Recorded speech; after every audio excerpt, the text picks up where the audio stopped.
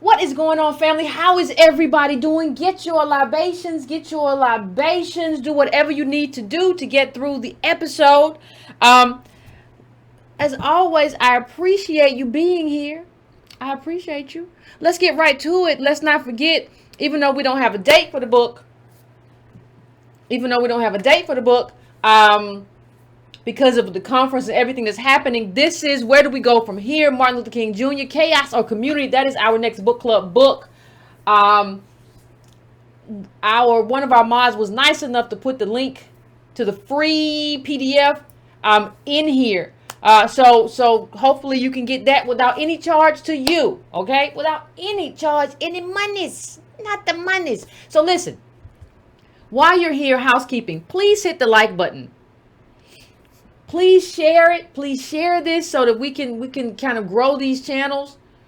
We're kind of stuck in the 60s or whatever. So please let's try to get the word out. We have a lot of, we talk about how many black families, how many black people. We talk about that all the time. But let's just try to get the word out. Please hit that bell. If you are new here and you have not hit the bell, just smash the bell for me so that you get notifications. Please do that. You can also go to subscribe to Brown. That's tobrown.com. Now, that is not the newsletter. Subscribe to brown.com. I have your email address, and when I decide to use it, I will use it. It's not the same as the newsletter. If you are not receiving the newsletter, which you subscribe to in the description of the video through Moonclerk, if you have not received that for whatever reason, sometimes it will suppress an email if it bounced or if you didn't open it for a number of times. So please hit me at editor@breakingbrown.com and I will have that fixed for you. So if you have a problem with it and you're not getting a newsletter, please let me know. I don't know anything unless you tell me. That's just it. If you don't tell me, I don't know. So please let me know, fam. I would appreciate it. Let me also say, if you are here and you have not subscribed to the channel, please subscribe. You can also go to patreon.com/ycarnell and do a monthly donation there and all that stuff. And all of this stuff you can cancel whenever you want to. Like, this is no long-term thing. And we're going to, like, remember how AOL did that thing where they kept people in there where you just couldn't go away? No, we're not doing that. So anyway, fam, let's get to it. What we have to do, one of the things that we kind of have to understand as we go forward, or one of the cases that I kind of want to make, and I got this before, but I thought I had answered this like years ago, or at least a year ago, but maybe I didn't answer it satisfactorily to people, or maybe there are new people here, because I've gotten this message a few times and I want to clear it up in the context of this conversation. What I want to clear up is this. I've had a lot of people, when we talk about the Byron Allen, the lawsuit, and what it means in terms of, it's not him, it's the Reconstruction era law that's meant to replace, meant to like put us up in a place of being citizens, so we can have what America is supposed to give to us. The bounty of our sweat and toil, the bounty. That's what it was supposed to do, and we were promised that, along with 40 acres and a mule and everything that was supposed to come with it. And so they reneged on one thing. They reneged on the 40 acres and a mule, and now they're trying to renege on the rights and take the whole rug out from up under us. But before I get to that, I keep hearing people come to me and say, well, somebody said it in a DM, and then somebody was messaging me in an email, like, well, Yvette, see, the problem is the capitalists. The problem is Comcast.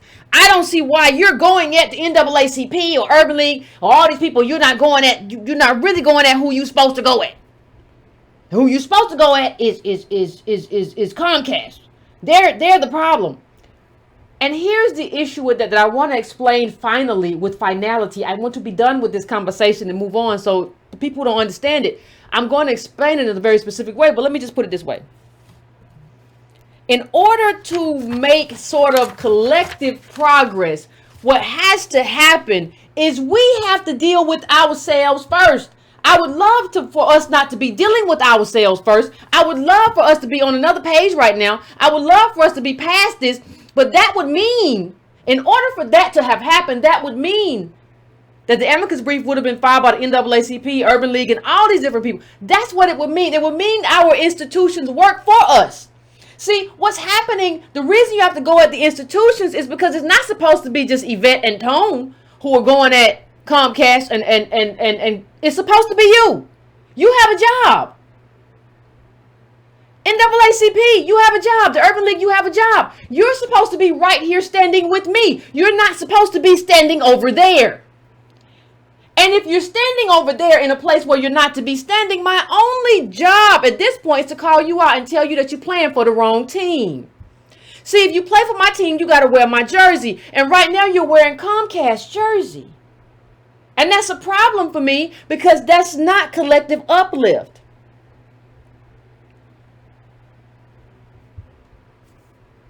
Right? That's not collective uplift. That's not what we do. I had the dude, Michael Harry from The Root come at me. Oh, why you keep going at the black people? Jeez, good grief. Oh, you hothouse flower. I'm so tired of hothouse flower. Get everybody a swooning fan and a fainting couch. Your job, Mr. At The Root, is not to protect people who aren't doing their jobs. You have to hold the NAACP, Urban League, everybody has a responsibility. So what am I talking about? I'm talking about something very specific. And I want to bring it up, but I want to bring it up in a very specific context, right? So I go after two groups. I don't go after just one group. I go after, it's not good enough just to go after white supremacists. And I even heard that term, white supremacists. People who destroy, people who prevent ADOS from accruing wealth, oppress us as a bottom caste, groups that, groups that create an oppressive force so that our experience is not an American experience and we have no right still that America in general is, you can't just say white America now, is bound to respect. So I go after two groups. Not only the white supremacists, but you have to go over and go after the tools. There are pawns in this game of chess, right? There are pawns of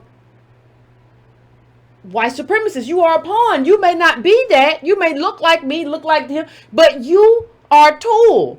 And as a tool, you are getting in my way. Even when I look at, I was going back and I was thinking about amicus briefs, and I just kind of remembered that my own alma mater, Howard University, filed a brief on behalf of marriage equality for the LGBT community. And I'm wondering, what is the repayment for that? Because we're doing politics all wrong. Howard University is in an awful position right now. And we filed that making gay rights the same as or very similar to, because there were similar arguments made in terms of against marriage equality that were made in terms of interracial marriage. Okay, fine. But where's the payback? Where's the monies? Because all the way in Hollywood, you can see how much money where is the give? Where is the exchange? And where is your brief now? Where are your attorneys now when we talk about a Reconstruction era law? Why the silence now? This is a problem, and I'm just going to go into this really quickly. I'm going to go in and come right out. It says, Howard University School of Law is one of the oldest law schools in the country and the oldest law school at any historically black college or university. Its civil rights clinic has filed an amicus brief urging the Supreme Court to overturn Proposition 8 by highlighting how all of the arguments against same-sex marriage equality are simply recycled variations on arguments that were used to justify prohibitions of interracial marriage until Loving v. Virginia was decided in 1967. In the Jim Crow era, the denial of marriage rights to interracial couples served as one of the most potent symbols of the less than equal status of African Americans. As recently as 1967, 16 states still had anti-miscegenation statutes on their books. The last statute was not officially repealed until 2000. Opponents of interracial marriage justify criminal prohibitions against such unions by pointing to the purported detrimental effects of interracial births and parentage, the supposed destruction of society of people married between races, blase, blase, blah. So I'm wondering if we can follow amicus for that. We have a Reconstruction era law that the Justice Department, now understand, as far as I know, and I think this is the truth, as far as the United States Justice Department has never sent a Solicitor General to stand in opposition to civil rights. That don't mean you don't stand by the side and watch how everything goes. President Obama administration was very active in terms of marriage equality, but standing in opposition to civil rights, this is new. So it's interesting to me how we can write amicus briefs and different things in terms of marriage equality, but we can't do it in terms of a Reconstruction era law that limits the rights of all of us, because you have to understand what happened here. Understand that President Andrew Johnson, this law was passed over his veto. This is the man who gave all the stuff back to the Confederates. It was supposed to mean something. It was supposed to mean that we're American. And see, what happens when you can litigate it is that you can say, you can make it, yes, absolutely. We can make it so where, yes, this law is expanded. Now they're trying to narrow it to the point of meaningless, and I'm hearing nothing. I am hearing absolutely nothing from the civil rights organizations who are supposed to protect us. And for you to say, well, Yvette, why are you going at them? Because they're supposed to be protecting us as a collective. What do you mean? Why are you so sensitive, Hot House Flower? Hot House Flower, why are you so sensitive? This is what's supposed to happen. How do you not know that? But see, what's happened is our organizations, because we're wealthless, instead of knowing that and understanding that and figuring that out, because we're wealthless, our organizations have decided to just, to just figure it out, to just do whatever. Our organizations have decided, listen, we're going to take the check. We got to have a good life. We got to do what we got to do. And if that means being a pawn, we're going to be a pawn. If that means that's what it takes to live the life I have to live, then that's what it is. But you can't do that and then say you're fighting for the group at the same time. That's not how this works. See, you have to understand that a lot of people are acting as pawns in this whole Comcast thing. Al Sharpton co-signed it before he even saw it. I'm all right. Do I get a show? That's not ownership. A show is not ownership. A show doesn't protect all of our rights. And even still, even if you had an ounce of goodness or wanted to, you just can't run around all day chasing one case after the other case. People say, well, he showed up when he showed up in this incident when something bad happened to a black person. We need, in order for us, please hear me, in order for us to move as a group, we have to do this as a collective. We can't run after one thing. That's not saying anything wrong with it. But these things are going to keep happening because that's what happens to a bottom caste. It's just what it is. And we can't deal with pawns. That's just what it is. So I say that to come to another point. You think about this and you think about, well, what are the connections here? What's going on here? Like all these people doing all this stuff and nobody knows and I don't understand how it's happening and what's going on. So you go through the 990 of the Urban League and you see a name. And the name is Michael Nightoff.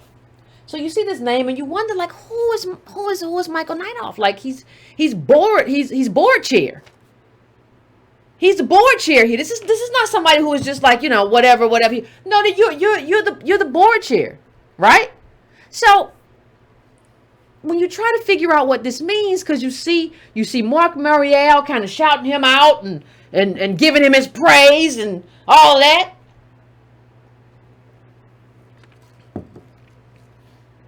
And you see him he was at the White House and all of that. And then you hear a speech and you hear how he built the company from $1 million company to a $40 billion company or whatever it is. You say, who is this man? And then not only that, but you get all of these sorts of articles, because when I saw it, I kept getting all these articles about how wonderful everything. I saw this thing about how wonderful he was. Like, oh my God, he built, after Ferguson, he was so concerned that he built a community center, a service center that brought jobs to the area. And the first thing I ask is, in terms of numbers, is how many jobs? 200. Okay. A billionaire bought 200 jobs. Okay. And people can apply for stuff, and it's got computers and it's stuff. And he's wonderful. Yvette, don't you understand that he's wonderful? He runs this health business that deals in Medicare. That's why he was at the Obama White House, because of the Obamacare, and he's doing all this stuff. It's a healthcare company. It's wonderful. But what you understand is that that's not what's happening in terms of these black organizations and their relationships. What you realize when you dig deep enough is that there's something else going on. These organizations are giving someone cover, but for what? For Mr. What's his name? Nightoff. His company is called Centene or something like that. So you dig deeper and you realize this. The company that the one that he owns, Centene Acquisition, bolsters its prison healthcare business. So the board chair is in the prison healthcare business. And not only are you in that business, you are increasing your share in that business. Centene, which is better known for administering Medicaid benefits for states and offering individual coverage under the Affordable Care Act, also has a fast-growing business managing benefits for correctional facilities. Understand that that's why he came to the Urban League. He came to you for cover. He came to you because he doesn't want to be linked to this prison. He doesn't want to be linked to this. He don't want you to talk about oh, you in the private prison business. Oh, no. He don't want that. He don't want you to talk about him and say none of that. So I tell you what I'm gonna go do. I'm gonna go join this little Negro board over here. I'm gonna put up a facility, and it's a multi-million-dollar facility. Now I'm a billionaire, but I'm gonna put this thing up here, and people gonna be able to print out copies, and we gonna maybe I go to their job fair. Now this was the information I'm giving you is the last 990 in 2017. Who the heck knows? They haven't published another one that I can find. Who the heck knows what's going on now? I don't know what he did that and dipped out, and he's still there. Who knows? But this. Did they disclose this? So the Comcast dude is there. Private prison, the dude who's up in the ante in private prisons, like you normally do the Medicare stuff, but now you finna be big in prisons. You up in that. That's gonna be good for you, right? You're on the board. And you have to understand what that means. You have to understand what that means. 200 employees is basically nothing. But it's a gateway. Hence the title of the video. It's a gateway. It's a gateway to capital, right? Because you get to access grants through that little thing you have there. If you want to, government grants, if you want to, through that little service center. I'm sure it's tied to some kind of nonprofit. And you also get to go freely do your business over here with private prisons with the cover of this group. So everybody benefits. Mark Morial benefits over here. Nightoff, whatever his name, he benefits over here because he's going to make a bunch of money. Mark Morial's happy with his salary, with what he earns. Now I can't even say what he earns because he doesn't earn it. These people are just catapulting themselves to the top 1 or 0.01% of ADOS people by paying themselves high salary with money they get from white corporations, and they spread it amongst themselves under the guise of doing civil rights work. But if you were doing civil rights work, you would be here right now. See, understand something. Civil rights work isn't just going and having a job fair somewhere. You have a fancy urban league thing and you do a job fair, and that's, well, we out here and we got this man to build a service center. You don't like the service center? That doesn't bring us up from being a bottom caste. It doesn't. It's not that it doesn't. It doesn't change. What I'm looking for in terms of, I'm looking for transformational government. That's what I'm looking for. I'm not looking for this. I don't know how people don't understand. I'm not looking for this thing right here. I'm not looking for this little thing they got going on right here. Well, we got a service center. And we're going to talk about in a minute how this all ends. We're going to talk about it. We're going to talk about how this all ends for all of us. And how we let this happen. See, this is not the only space that you see this. Understand this. You saw D-Ray put up this tweet.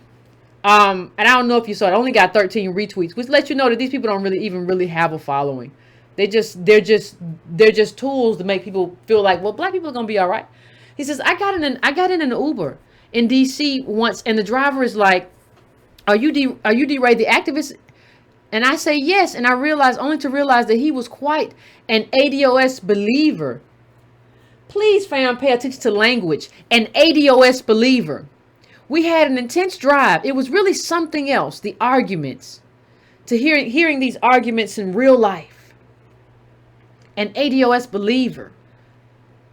Hearing these arguments in real life. Understand what he did there. He made us into, the best way I can describe it is he made us into like a truther or a birther. Oh, these ADOS people, they're really odd. I had something hearing the arguments in quotes in real life.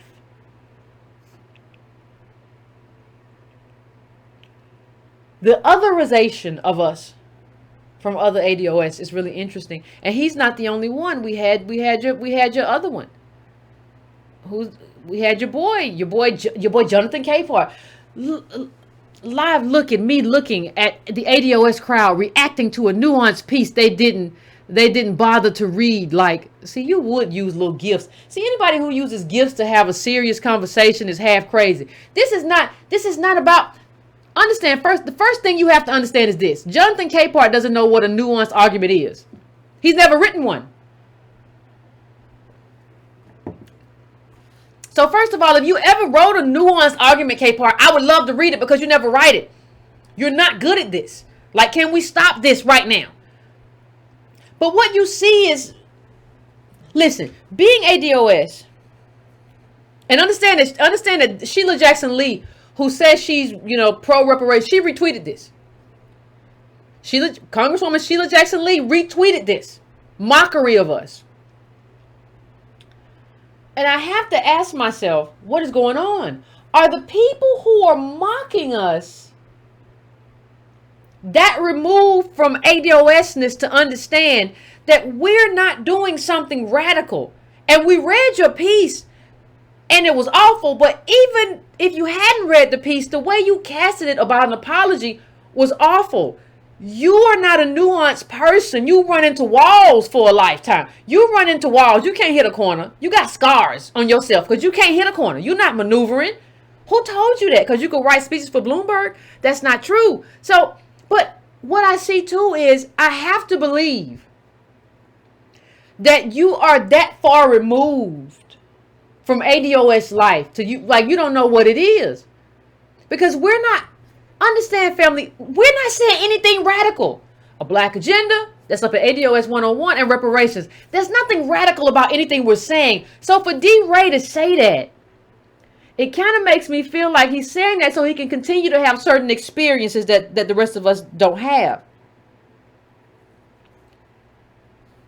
You're talking like, ADOS is American descendants of slavery, and it's talking about what we're owed. There is nothing radical or controversial. Now, people might not agree because they don't like the price tag of reparations. That's another thing altogether. But you have to really understand how D-Ray tried to otherize us. And he didn't have to do that post with the quotes, and it was really something. So it was really something, D-Ray, for you to get in the car with a man. Understand this man. So the man who rides in the Uber, and the man who has of course the man who rides in the back seat of the Uber, and always rides in the back seat and has his life set for him now is different and understands things differently from the man who was liquidating his car to pay bills. You're absolutely right. But for you to kind of mock that conversation and mock what he tried to share with you makes you, this is awful. And it makes you not anchored in ADOS life. I don't know what life you're anchored in. I know what life K-Part is anchored in, but I don't know what life you're anchored in. But it's not ADOS life. But you get to go on TV and represent us and talk about how you're us and you represent us. You don't, though. You mock us at every turn. When's the last time you been home? Where you from? When last time you been there and talk to the people there about what they going through? Was the last time? It sounds to me like the last time was that Uber ride. These are pawns. Yeah, you black. But I'm talking about experientially. I'm not talking about just like we have the same lineage. Even if you have made good money, you should be able to go home and understand what people are living and what people are going through. Why can't you do that? Why are you this limited as a human? And what that means is that you are useless to us. Not only that, you're a problem for us. Because you tell everybody else, oh, well, see, I don't know what they talking about. They kind of, cuckoo for Cocoa Puffs. They kind of, They just be saying stuff. I don't know. I had an Uber driver. He was like, but it was weird. It was kind of strange. You know, to really hear those arguments in real time.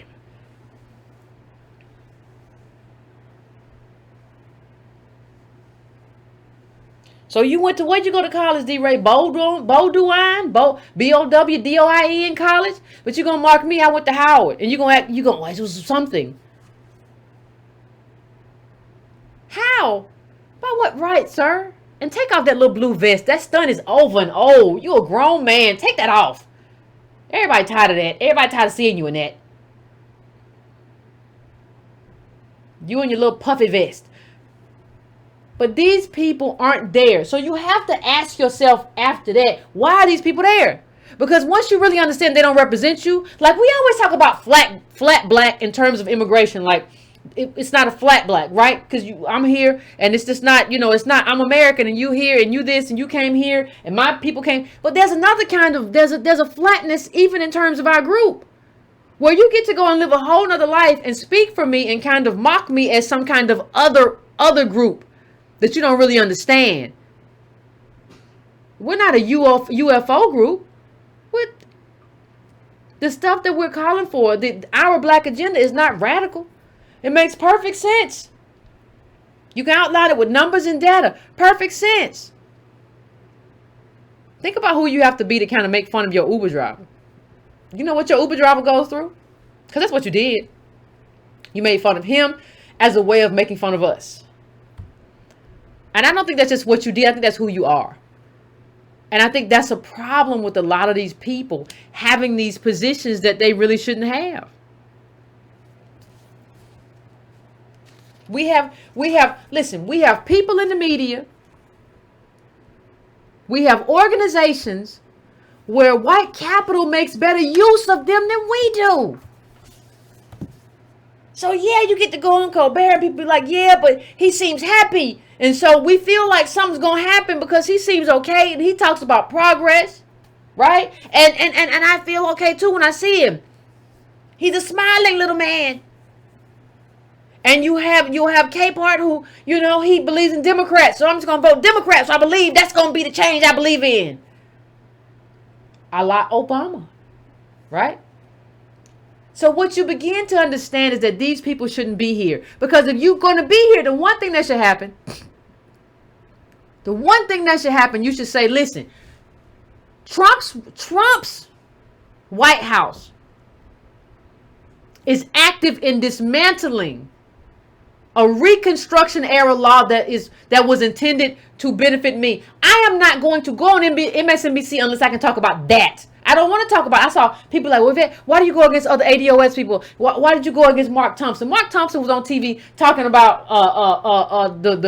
what was he talking about? What foolishness? He always talking about something stupid. He was talking about women's rights and Trump's polls. You don't benefit me if that's what you're going on TV to talk about. There's no benefit. You don't benefit our group. We have very specific agendas. We don't benefit by you just going on there to talk about whatever MSNBC tells you to talk about. And y'all so thirsty. Y'all are going there to talk about anything. I just want to be on TV. I just want to be in the green room and take a picture. Let me do a selfie. I'm going to do a selfie. We do a ha, ha, ha, ha, ha, ha. God, you're thirsty to be a grown person. What kind of emotional needs or emotional deficit do you have to be on TV all the time? I've never asked anybody to put me on TV. Not ever. And if I do, if you ask me, there's going to have to be groundwork. And I know exactly what I want to talk about. And I know exactly how I want to talk about it. And if you're not going to let me talk about it that way, ain't need for me to be here. I'm an ornament on your Christmas tree. I'm not an ornament. I don't want to be an ornament. I don't want to be the brown face or the light skin face or the brown or whatever, where you get to talk about whatever you want to talk about. I don't want to be that person. If you want to decide you want to be something in life, decide you don't want to be these people that you see on TV. They're not talking. When you go back and look at some of the interviews, if you want to talk about the good and the bad of our past leaders, go back and look at some of the interviews of the ones we know the most, because some of y'all don't know. But go back and look at a lot of what Fannie Lou Hamer said. Go back and look at a lot of what Malcolm X said, or Martin Luther King. Right? Go back and look at it. They were talking about very specific things that had to do with us for the most part. Nobody needs you. What do you know about women's rights? When the last women's rights book? Don't nobody want to hear that. You just want to be on TV. I'm tired of people who just want to shine for the sake of shining. You're not a bright light. You're not a star. Stop trying to shine for what? Like, if you're not interested in collective uplift, why are you here? Somebody brought up the James Baldwin, Nikki Gio funny conversation. Yes. They all in, but all in for the group, not all in so I can talk about something I don't understand on MSNBC. God, what is wrong with us? Shine bright like a diamond. That's what they all trying to do. Get your hair retwisted every time, don't you, brother? I'm going to be on TV. I'm going to be on TV. It's going to be, you watch me. Oh, shut up. Get somewhere and grow up and sit down and hush. I always want to be on TV. I'm going to be on TV. I'm going to be on at 5. Can I get a 3 o'clock appointment? Oh, sometimes I just feel like I'm dealing with kids. What are you talking about with Trump's poll numbers? The group is... Let me just put this up so we can talk about it, because this has been making the rounds. It was a good article. The new American homeless. This is ADOS life right now. I don't know what everybody else is doing and why you on TV talking about this when we live this way. And if I looked into your stuff, you probably live this way too. People be steady lying.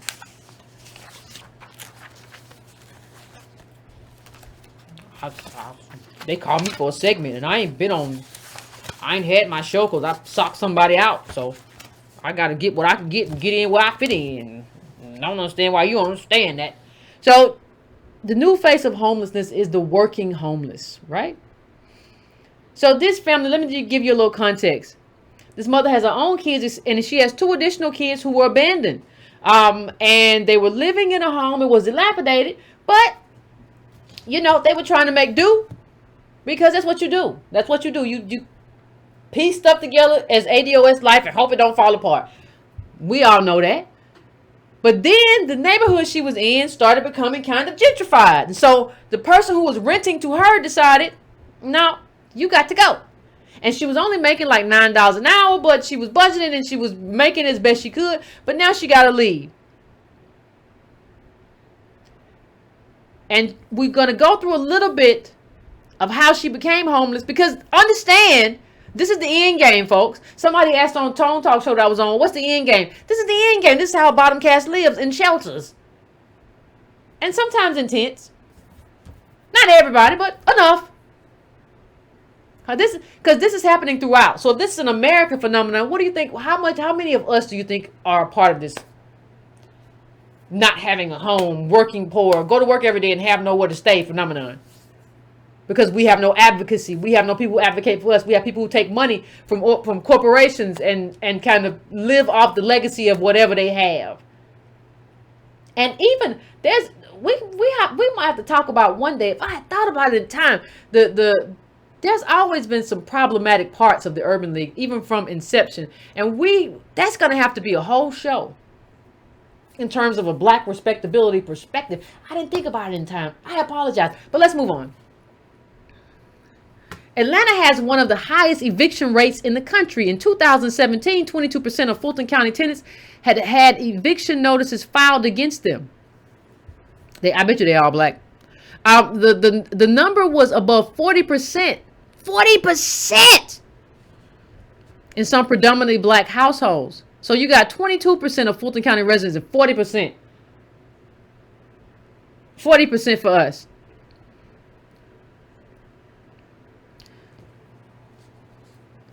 Understand it. And she said she had fell behind on, that's her name, Goodman. She had once fell behind on rent payments when she was younger. And most landlords and management companies wouldn't even consider a prospective tenant with a prior eviction. You can't even have housing. Think about, you have to think about what that means. So she was in a dilapidated home. See, this is the home she was initially in. Let's go through it. Though the house was dilapidated, Goodman coaxed her kids into helping her spruce it up. But it was worse than it had initially seemed. This is the house this is the new house. She was in a dilapidated. She had been in another house. Look at this. This is madness. This is how we live. But it was worse than it initially seemed. The sinks were clogged up. One of the two toilets wouldn't flush. The floor seemed to be sagging. A shower was falling out of the wall. And when Goodman went to plug in a lamp, the socket, she said, caught fire. I thought maybe I'd curse myself, she told me with a grim laugh. One morning, her car's engine abruptly died. She had no money to fix it, so she started taking the bus to work, walking 15 minutes to the nearest stop and enduring the hour-plus commute. Now here's how that all went down. At the house, this is how she got this little raggedy house she was in. At the house, the landlord, an affable 79-year-old man named Abdul Rahim Dib Dunt, man, come on, gave her a hurried walkthrough. In exchange for the first month's rent and $1,000 security deposit in cash, he agreed to forego a credit check and any other requirements. Goodman decided that she had no other choice. Now understand this. What we have is no affordable housing. So the only affordable housing is predatory housing. Does that sound familiar? Because we had this whole thing back in the day with contract buying, with redlining, when we couldn't get houses. So now what's happening? Even if you work full time, you can't afford it. You can't afford it. And what they didn't mention was she rented in Forest Park in Georgia, which has 30+% poverty rate. So this dude, whatever his name was, he's a predator. He has this little raggedy house, and what he does, he throws somebody in it, and then they probably can't pay for it while he tosses them out, throws somebody else in it. So here's what happened in the little raggedy house. So on October 9th, Goodman heard DJ, that's her son, her 12-year-old son, scream from the kitchen. He'd been doing the dishes and had gotten an electric shock as he reached his hand into the dirty water. He was crying, saying how bad it hurt. Goodman was livid. She suspected the shock had been caused by exposed wiring in the basement, where there was a pool of standing water. In some states, she could have withheld her rent until these safety issues were addressed. Georgia granted tenants no such rights. Nothing prohibited landlords from kicking a renter out for reporting hazardous conditions to authorities, what's referred to as retaliatory eviction. And then you don't have, see what normally happens is this right here. She had to move to a motel, right? But what normally happens, even when you move to a motel or whatever, and they're going to talk about in this article, is you have a poverty network. So everybody poor, but somebody got a little something on it this week or whatever, and we work this poverty network. So at the motel, Goodman continued working as a home health aide, leaving the kids with Kiara, her 28-year-old daughter, in the morning, and searching for a way out of their predicament when she returned at night. She had no friends or family to borrow money from, a condition referred to by social scientists as network poverty, and she knew her ability to keep the family sheltered depended on her monthly paycheck. But the numbers wouldn't add up. They rarely do for us. It seemed impossible to save enough to get them into another place. When the Red Cross, because the Red Cross had given her money after they got, she got kicked out. I skipped the part. My apologies. Listen, she couldn't go, the dilapidated house that she was in where her kid got shot and almost electrocuted. She went outside and there were some firefighters outside, and she told the firefighters to come in. What's going on over here? And the firefighters came in. Everybody was like, oh my God, y'all live here? And the firefighters condemned the place because it wasn't livable. But she had to go somewhere. So she had to go to the Red Cross. That's how she ended up. She had to go somewhere. So the Red Cross gave her a voucher for a motel. But that ran out. And she didn't have enough money to do something else. And that's how you end up poor. So people will say, well, the problem is you people live in New York, LA, y'all just got to move to the South. Or you got to move here. Or you got to move. No. Yeah, it's cheap, but you're moving to a place where your kid gets electrocuted in the kitchen washing dishes. And it's not even cheap. She was paying $900 like to live in a dilapidated home. Because what happens is you so precarious, you're not secure. So if there's one thing on your credit or an eviction or you late here, then okay, regular people won't take you. You're not making 3 times the rent either. That's what they're looking for. You make 3 times the rent? Are you making 3 times the rent? Okay, somebody gonna co-sign for you? The person co-sign needs to make 5 times the rent. How we doing? No? Well, we're gonna put you in the dilapidated house. It needs to be totally torn down, really. The floors is sinking or whatever. But somebody will take it so they can take advantage of you for a little while. Mr. Abdul Rahim, whoever he was, who got the heck out of there after he got his citation. And so you end up at the motel. And at the motel, to make a long story short, somebody ends up stalking your daughter and all kinds of stuff happens. And you end up back. You never been there before, but you end up at a homeless shelter. See, what's always been happening with these poverty networks is this. We've always had somebody who had a little bit to put on it. And they always know they could come back and get the favor from us too. What's going to happen now, though, as we go off a cliff?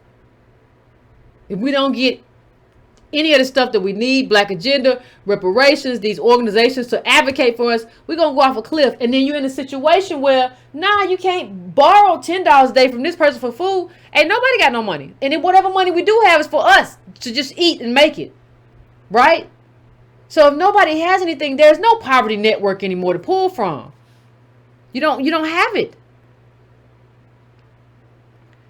If the term working homeless has not yet entered our national vocabulary, there is reason to expect that it will soon. Hidden within the world of homelessness has always been a subset of individuals, usually single parents with jobs.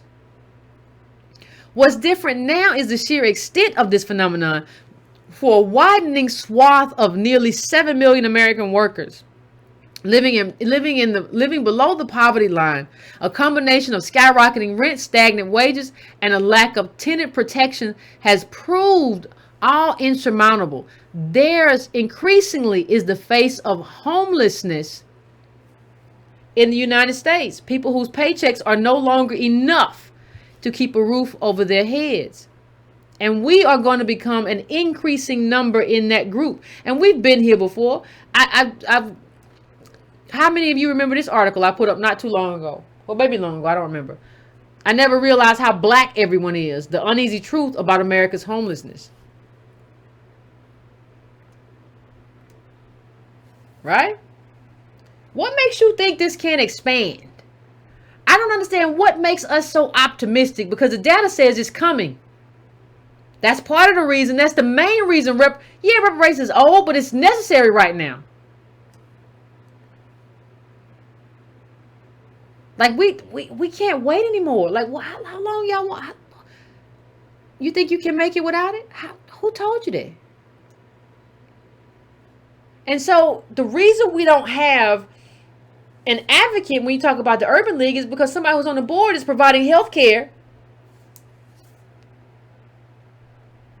for people, overwhelmingly black men. So you got so many black men in prison, more African American men incarcerated than all women in prison over the globe. So he's in prison all these Negroes, and he's gonna provide some kind of health stuff over here, health plans over here. But I ain't gonna really have to talk about that because I'm gonna go over here and do some other stuff over here. You understand? I'm not gonna have to deal with this right here because I'm just gonna put up a community center in Ferguson, talk about how, and I'm gonna put it in the same place where that CVS burnt down and talk about I'm gonna bring the city back. I'm not gonna tell you about the other part of what I'm doing. That's why we can't have anything. Nothing nice. And you see it everywhere. We were just talking about Atlanta. So let's just go more about Atlanta. Atlanta is known as a black mecca. Jobs data tell a different story. So let's just before we go to break, just talk about this one man's story. And talk about the gap. So the man goes into basically he talks about what he had to do. Now he had a bunch of different jobs. He was a financial analyst. He was a lot of different stuff. Had a lot of different good jobs. He's a 35-year-old Virginian with a bachelor's degree from Virginia Tech and a master's degree in finance from the University of Georgia. And now he's at Wendy's. And you think it can't happen to you? You think this cannot be your life if we don't get what we're owed? You think this cannot be your life if we don't get a black agenda? Are you going to allow these people, these organizations to abdicate their responsibility? These people to like mock black regular life and their Uber drivers on Twitter? As if we're doing something radical, as if we're birthers, as if we're truthers? He's at Wendy's and this is what he says. He says, I had to do it because I needed to do something. Yes, because you can't be in America without money. That's how these other people ended up homeless. That one was homeless with a job. And he knows he's going to be homeless if he doesn't take a Wendy's job. See, America promised everybody a lie, but our lies worse because we built the country with free labor. And we have had as reward accrued disadvantage and oppression.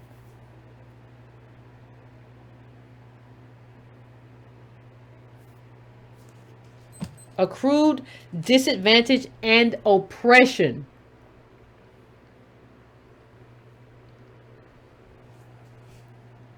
This can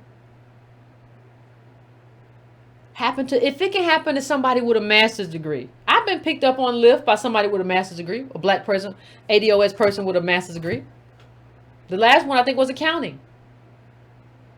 Who is going to stand up for us? Because what's happening with everybody else is that this is the first time for them and their family that like they've been denied the American dream. So when you see non-ADOS people, this is like when you see white people, this is the first time for you. You had it good. You had a good life or whatever happened. And I don't know your whole life. You might have had a meth habit. I don't know. But this is your time. No, this has been our life. Double the unemployment level for how long? Since we were counting unemployment. How long we're going to put up with this? And how long we're going to put up with the people who allow it? Just a question. So, I'm going to pivot now. We're 55 minutes in. And I just want, when you call in, if you call in, I want to know how long, but I want to know if you had your druthers, what would you see as a solution? Within the range of politics and advocacy, what would you see as a solution to the predicament that we have in terms of our leadership, which is just chilling and coasting and pawning their way to big money? Mark Morial gets a big check. His people get real fat bonuses. And we are sitting here. Well, we're not sitting here. We're falling over a cliff. What do you think would be the fix to and for that? And I'm going to leave it at that, and I'm going to go to the break, and I will come back as usual.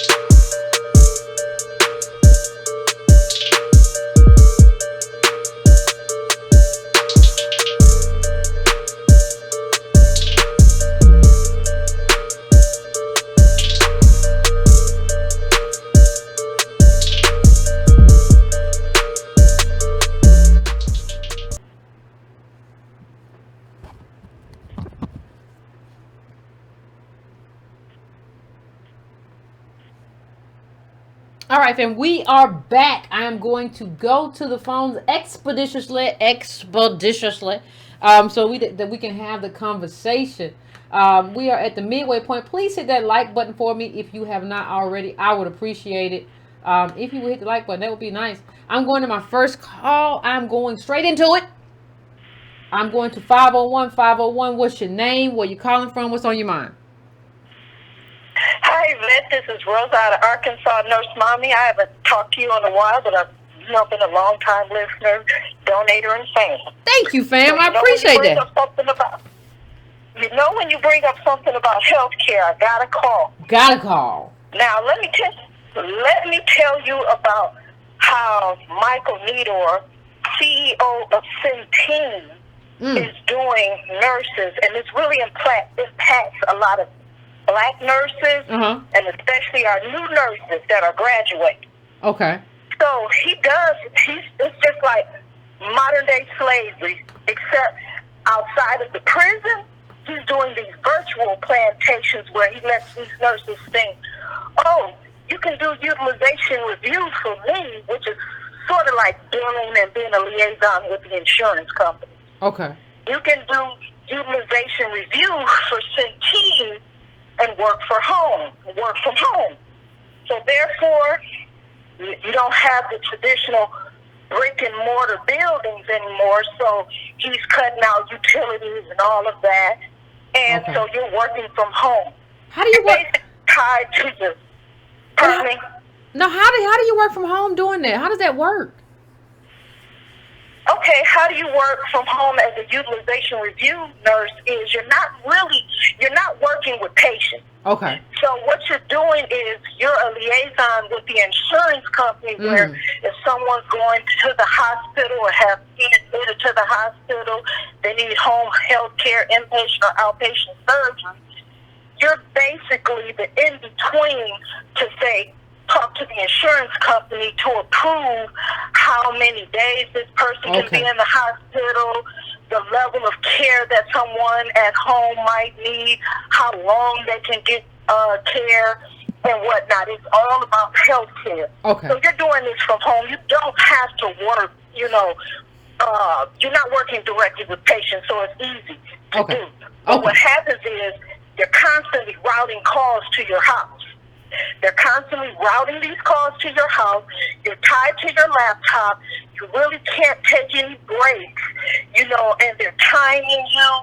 They're seeing when you log in on your computer to make sure that you're logging in on time.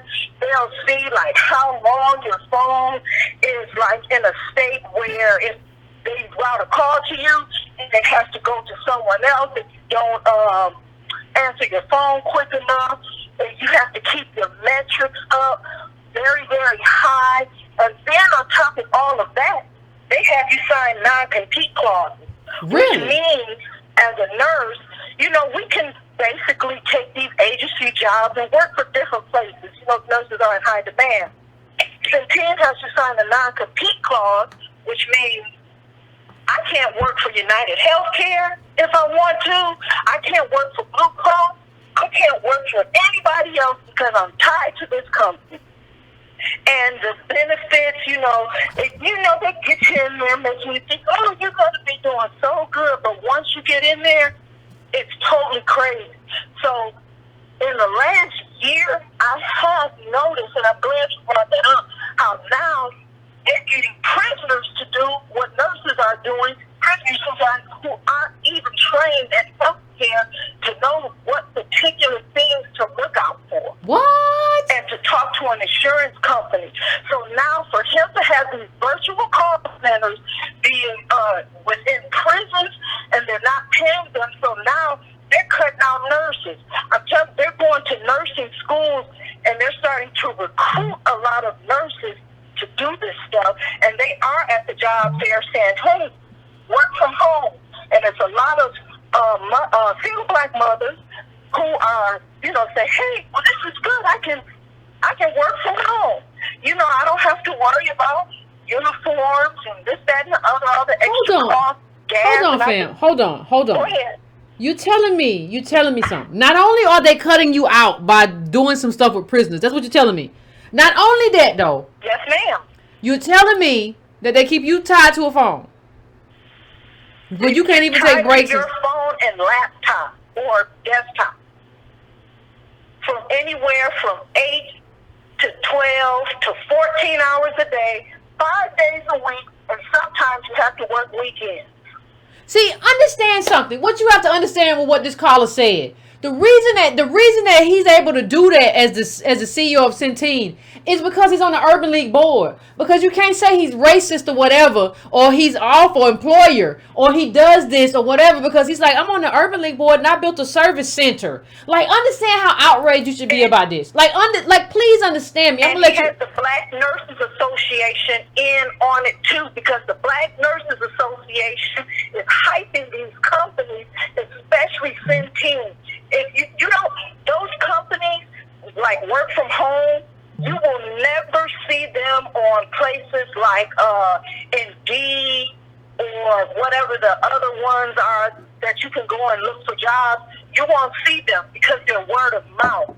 A nurse like myself, I'll tell another nurse, she in turn tells another nurse, or you have those recruiters with the Black Nurses Association and other associations, and they're getting the word out. And these black nurses primarily are the ones getting screwed, especially our new nurses. So, you know, but here's the problem. Here's the problem, fam.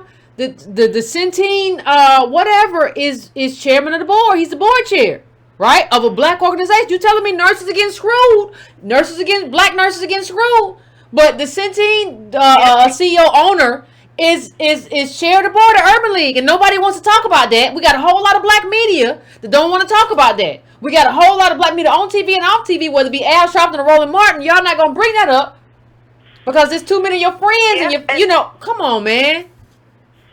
And he's donating money to like the Black Nurses Association for scholarships and helping you do loan repayment. It's a scam. So any nurse who's listening, please do not work for Centene from home, because once you work for them, you are locked out of working for any other healthcare industry, healthcare company, like I said, such as United Healthcare, Humana, Blue Cross Blue Shield, because you have to sign a non-compete clause or you will not work for Centene. Understand that the Urban League and civil rights groups are supposed to be protecting us from companies like Centene. Instead, the owner and CEO of Centene is on your board, chairman of your board. Understand that you got the shark on your board with the little fish. You're supposed to be protecting us from the shark with the little fish. The shark is there with you, beside you, smiling with all them teeth. All them teeth. Yes, ma'am. Oh my God. And think about how awful it is. One of the things that you have, or you're supposed to have for yourself as a worker, is your ability to go wherever you want to go. If I'm not being treated by this employer, that's what the market people always talk about the market, right? Well, you can go somewhere else. No, they locking this stuff into where you can't go nowhere else. Non-compete I'm not gonna get into it, but non-compete isn't built for this. It's not built for a regular worker. It's built as if like you developed something that's very specific, like you wrote a movie, and you want to go over here and like use that and say, no, you can't, or you came up with a intellectual property thing and you don't want them to. It ain't meant for a nurse. Like, this is awful. What you're telling me is awful, Carl. Yep. Well, again, love your show, and I'll keep listening and tuning in and sharing any information I have with the callers and yourself. Thank you, fam. I appreciate it. I want to thank you for calling in. I mean, the dude who does this is the chair of your Urban League board. Last 990 they sent me. He running this stuff over there, and they talking about their civil rights organization because he built something in Ferguson. He's making people's lives miserable according to our nurse caller, our in-house nurse. What are you gonna do? What are you talking about? So I can't compete. So I can't go get what you're telling me is I can't get another job. I gotta get a job in my field. I can't go be retrained. I can't get another job. What are you talking about? That should be illegal.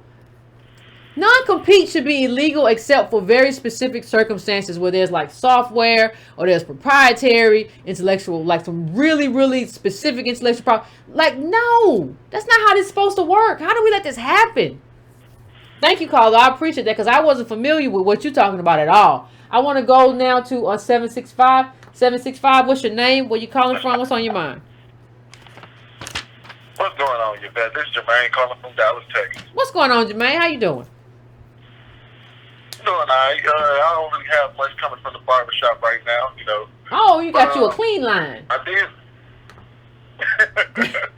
I decided to save my own sanity and not argue with anybody in the shop anymore. So, okay, good. That's why I don't really have much coming from there. But I did want to talk about D. Ray McKinnison and the NAACP.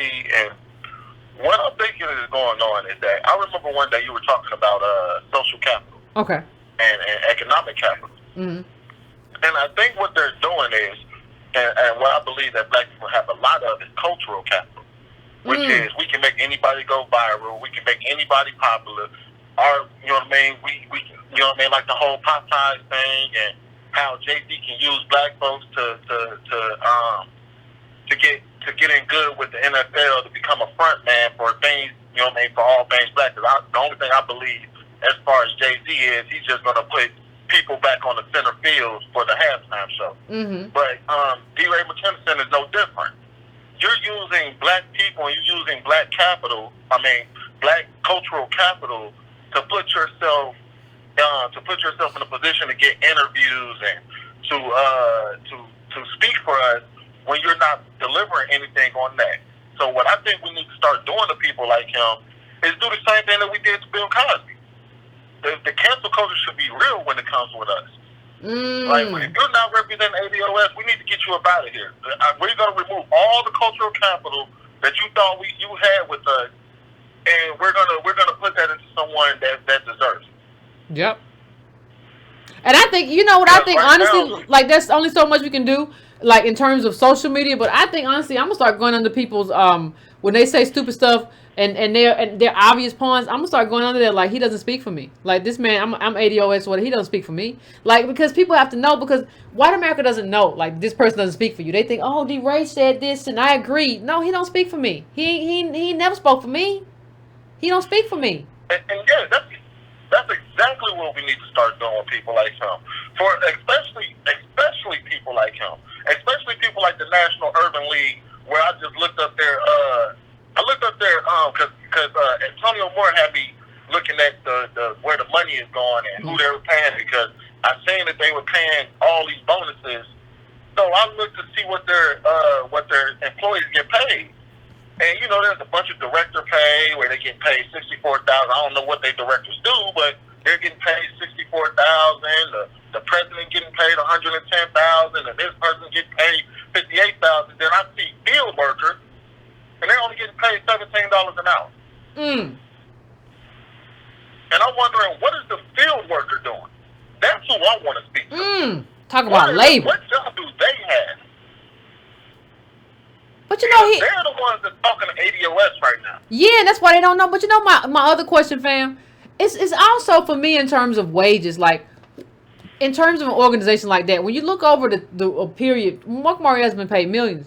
So, like, what did you deliver for the group? Because that's what your organization is. Your organization is civil rights and working on parity and justice and you know. What is a deliverable? See, that's something we don't ever talk about. What is a deliverable for you? And what should you be advocating for? Go ahead, fam. I looked up how much they got in donations last year. They got $64 million in donations. How much again? You're based in New York. Okay. What at least changed in New York? New York is still being gentrified. People are still being pushed out of their homes. Wages are still are still stagnant. The housing market is still going up. You made $64 million last year in donations. And what did you fight for? What did you fight for? What did you fight for? Like, I haven't seen the Urban League on the front lines of anything. Like, I really haven't. What did you fight for? Like, listen, I'm fine if you fight and you lose. Like, everybody gets socked out sometimes. Like, I'm fine if you fought and you lost and it's like, oh, we recoup, get yourself up, shake it off, and we're gonna go and you're gonna rest up for next time. Like, but I've never seen, like, Urban League really. I see Mark Morial on TV talking general stuff like Mark Thompson, but, like, what are you specifically fighting for in terms of the needs of ADOS? I don't see that. I don't see it. I've heard him one time talk about it's all about who's at the table, which means that you want to be at the table as you. No, I'm not talking about that. Like, collectively, what do you believe in and how are you pushing for that? How do you get out of millions and, like, we don't know where you are on this? Right. Well, I think the problem is because that $64 million that they made didn't come from us. That $64 million came from the people who they're supposed to be fighting against. So now they don't have a dog in the fight because they're beholden to them because they're the ones signing their checks. They got, I believe Antonio Moore mentioned that they got $800,000 this year from Comcast. Of course you can't fight Comcast if they're paying you. Yeah. But then you want to pretend to be a civil rights organization. I'm sorry, go ahead. I said, then you want to pretend to be a civil rights. See, the part of the problem is, let me just tell you part of the problem. Like,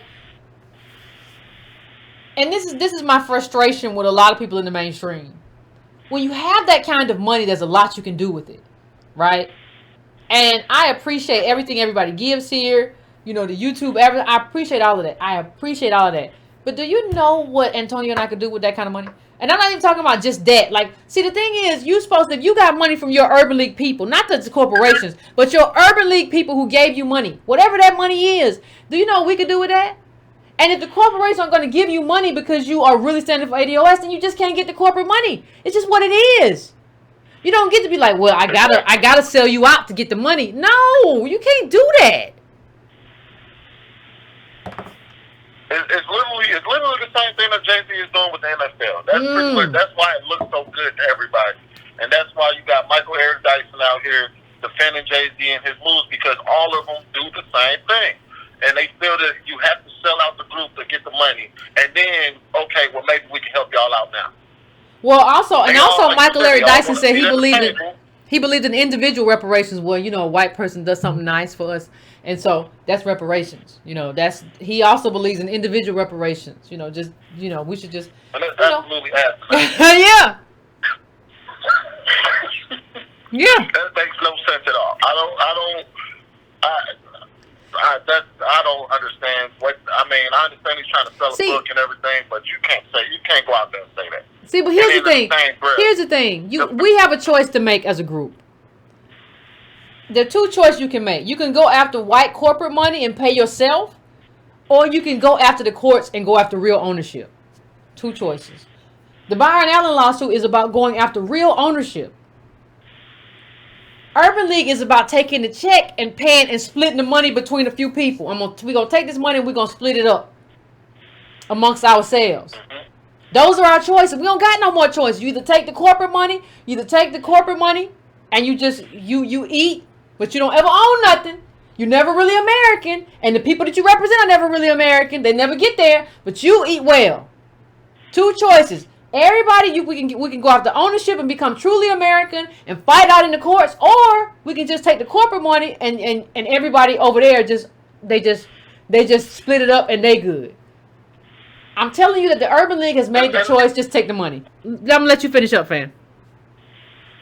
And to your point, that's the reason why they're always talking about the study of reparations, and we should study it because they want to just get a few dollars from corporations. Like I don't remember if you were the one that told me, but they're trying to line it up to where the committee gets paid $200,000. I didn't know that. No, I didn't say that. That's what they want. Yeah, everybody after a check. They want to be on this committee and get paid, and in the event they may not come up to, okay, the government has to pay us, but let's let a couple corporations pay us, and we want to control the money. Then we're going to pay ourselves. And then by the time it comes down to actually giving the money to ADOS, we got ourselves it's going to be the same situation what is happening with a lot of HBCUs. There ain't no money to hand down to the bottom. Well, it's like everybody done gobbled up the money. You right, fam. I'm gonna let you go and let you finish up, but it's kind of like and finish this up. I appreciate you calling, fam. That was an excellent call. It's like what Otis said. All these organizations are trying to just like, and you'll hear them say, "Well, we just got to plug in our work." We got to plug in our work. So you'll hear the reparations people say we got to plug in our work. What they're saying is that we just got to plug in the stuff that we did and let the money flow to us as a group. Everybody's out trying to get the bag. But see, getting the bag is not the same thing as getting ownership. That's not the same thing as like getting something for future generations.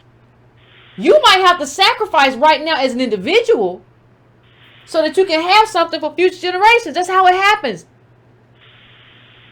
But they're trying to plug in. We just got to plug in our work. You really ain't done that much work, but whatever.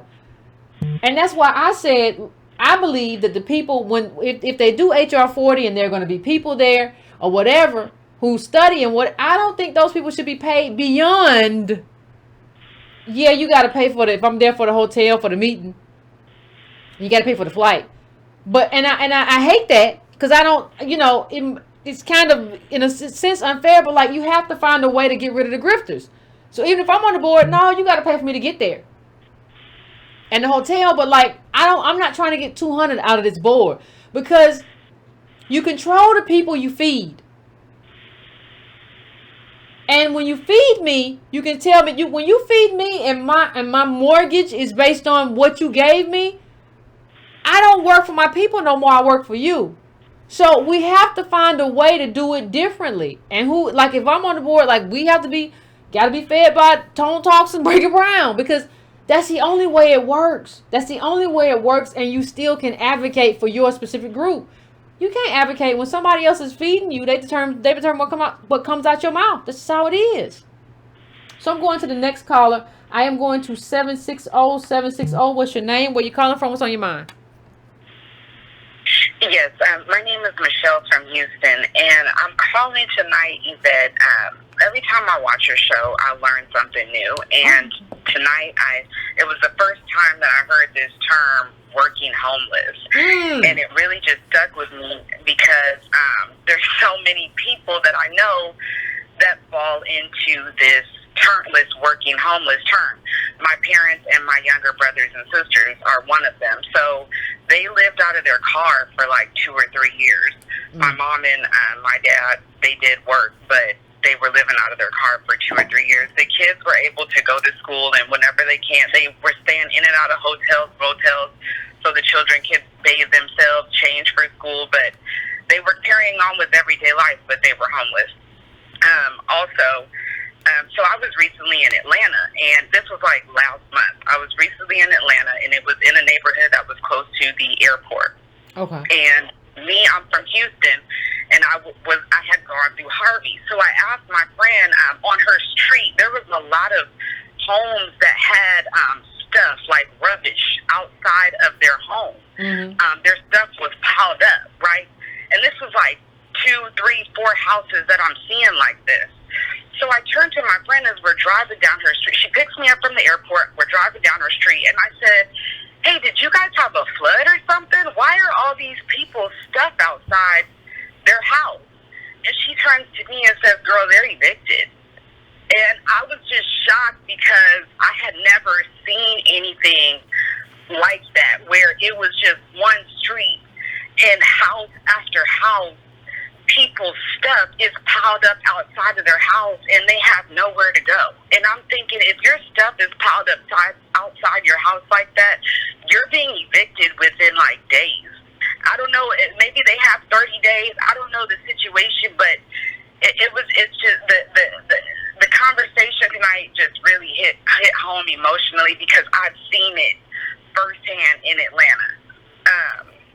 And also, too, I'm sure I'm just the average ADOS person. I feel like I'm one step away from being a working homeless, Then as far as the resolutions to it, of course, reparations, but something that the other callers were mentioning was wages. I think that Black people, we are in the corporate world. We do have a presence in the corporate world and jobs that can possibly help us to afford homes and housing, but we're not getting paid as much as everybody else in the office is getting paid. I know at my job, I feel like, I do just as much as work as everybody else, or Becky or Sally or Jesse, but I feel like I'm the lowest. Colin, that's because you're a member of that's because you're a member of a throwaway group. That's really why, we're like the garbage disposals, and that's why I keep talking about reparations. Not as just a check. There has to be a multi-generational payment. Yeah, but it ain't one generation. It ain't one check. Stop being. But that's because you're a part of a bottom caste. A bottom caste, what you gonna do? You don't have no social capital. They know you don't have nobody to call. You can't afford an attorney. Here's the thing, too, because you can't even engage in conversation with these people because although you're working at the same place as they do, you're doing the same job, they're living in their mansions, living in their life because they're getting these certain wages. They get all these secret bonuses, right, that you never attain. Even if you can't obtain it, they change the rules at the last minute so you cannot obtain it. But Becky got it last year because the rules were different last year. So it's you always just feel like you're a step behind in the corporate world, and and they play this little game everybody's making the same amount. No, not everybody is making the same. All the Black people are not making the same amount as the white people are in the office. Listen, it don't even matter if you are making the same amount. let's say you are making the same amount, but let's say Becky inherited a house, right? So she ain't got no house, no. She inherited a car, or she gets, you know, or Joshua, or Chad, you know, he gets money from his parents to help him out with stuff. So even if y'all are getting paid the same, inheritance is the thing that is the reason for the lineage wealth gap. So you don't have any inheritance. So even if y'all are making the same, what does it matter if you don't get what you do? We're supposed to have something to pass down. Our parents got, grandparents, our ancestors got stolen from, and that's been our accrued disadvantage. So even if you do, you don't have no inheritance. So the reason they can exist off of it, the reason they can exist off something that you can't, they got something going on that you don't. Right. And my last point, and I'll hang up, you guys are just on the right track, because the caller also, he was talking about wages. He also mentioned, something has to be done about the housing, because I also know a lot of my friends and family members, we have the money, right? Our credit is good. We have the money. We go and apply for a housing loan. And it's like our offers are being rejected, whether we're trying to get a house in our own neighborhood. They don't want us there. They're not accepting our housing offers there because, you know, they want to turn the neighborhood white because of gentrification. But then if we try to go across town to the suburbs and move into the whiter areas of town, they're not letting us in there either because they don't want their property value down. So it's like we're stuck in this this quality of life where we're living in these apartments with this high rent, and we're in this working homeless. We're just working homeless people now. In the richest country in the world, as the people who built this country. Yeah, working homeless. Yep, you exactly right. You ain't lied today. You might have lied yesterday, but you ain't lied today. Thank you, caller. I appreciate it. I appreciate you calling in. That was a great call. I appreciate it. Good calls tonight. I appreciate that. That's I do appreciate that. Some of the stuff is outrageous. Like, you gotta understand, like, they didn't give us reparations. They were supposed to give us this money and the stuff that was gonna be to the Confederates, and now, like, you're gonna take away reparations and rights? What do you have left after if we don't get reparations and we don't have no rights? What do you think is left after that? So I'm going right now to 217. What's your name? Where you calling from? What's on your mind? Hello, Yvette. My name is Cynthia, and I'm calling from Chicago. Oh, what's up? How are you? I'm doing pretty well. Okay. Well, first off, I just want to say I listened to your show for a very long time. You've been telling you guys are excellent. I've learned so much from you. Keep up the good work. Thank you. So, I wanted to talk more about housing. I'm a social worker. Okay.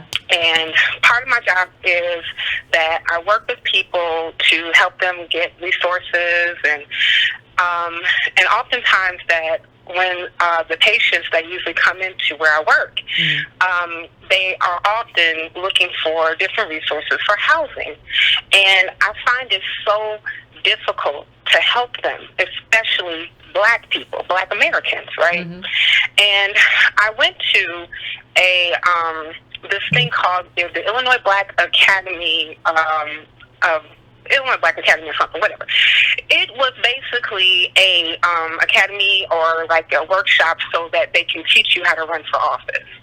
And they had a couple of the state representatives from Illinois that was there answering questions.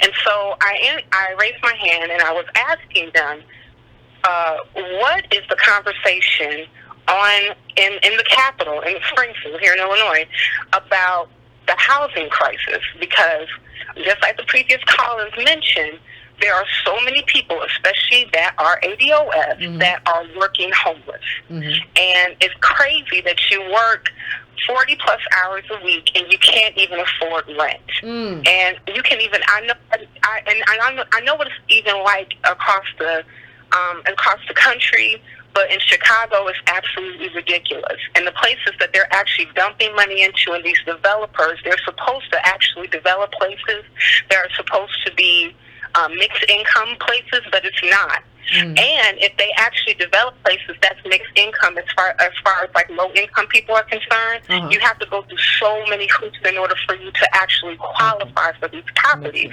So oftentimes we get locked out, right? So when I asked the question to these representatives, One gave me a convoluted answer, never answered my question. And the other one was just plain old honest and said, we're not talking about it. There is no policy. We're not talking about it.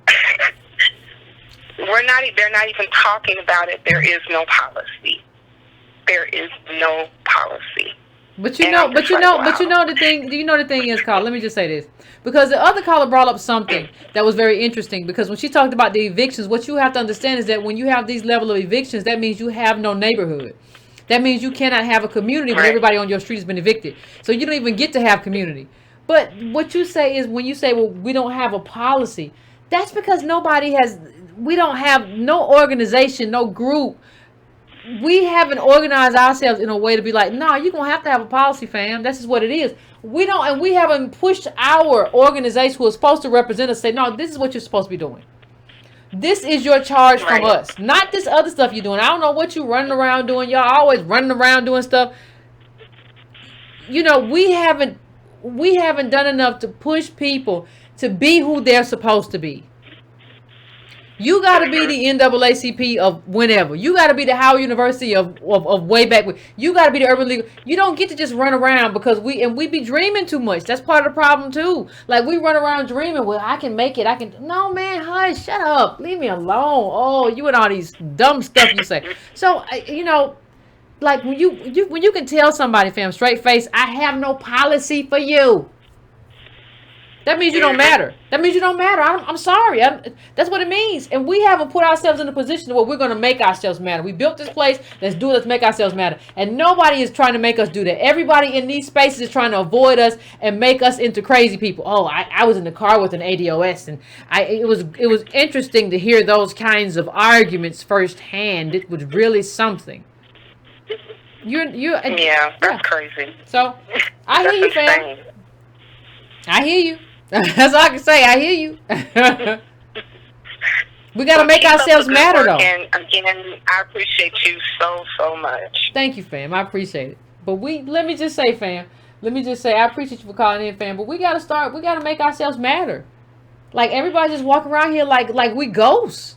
We're not ghosts. We humans in human bodies, and we going to make ourselves heard. Ain't nobody finna be walking around here not heard. You got us saying all this stuff about what we're owed, and it's a given. It's not anything that's complicated.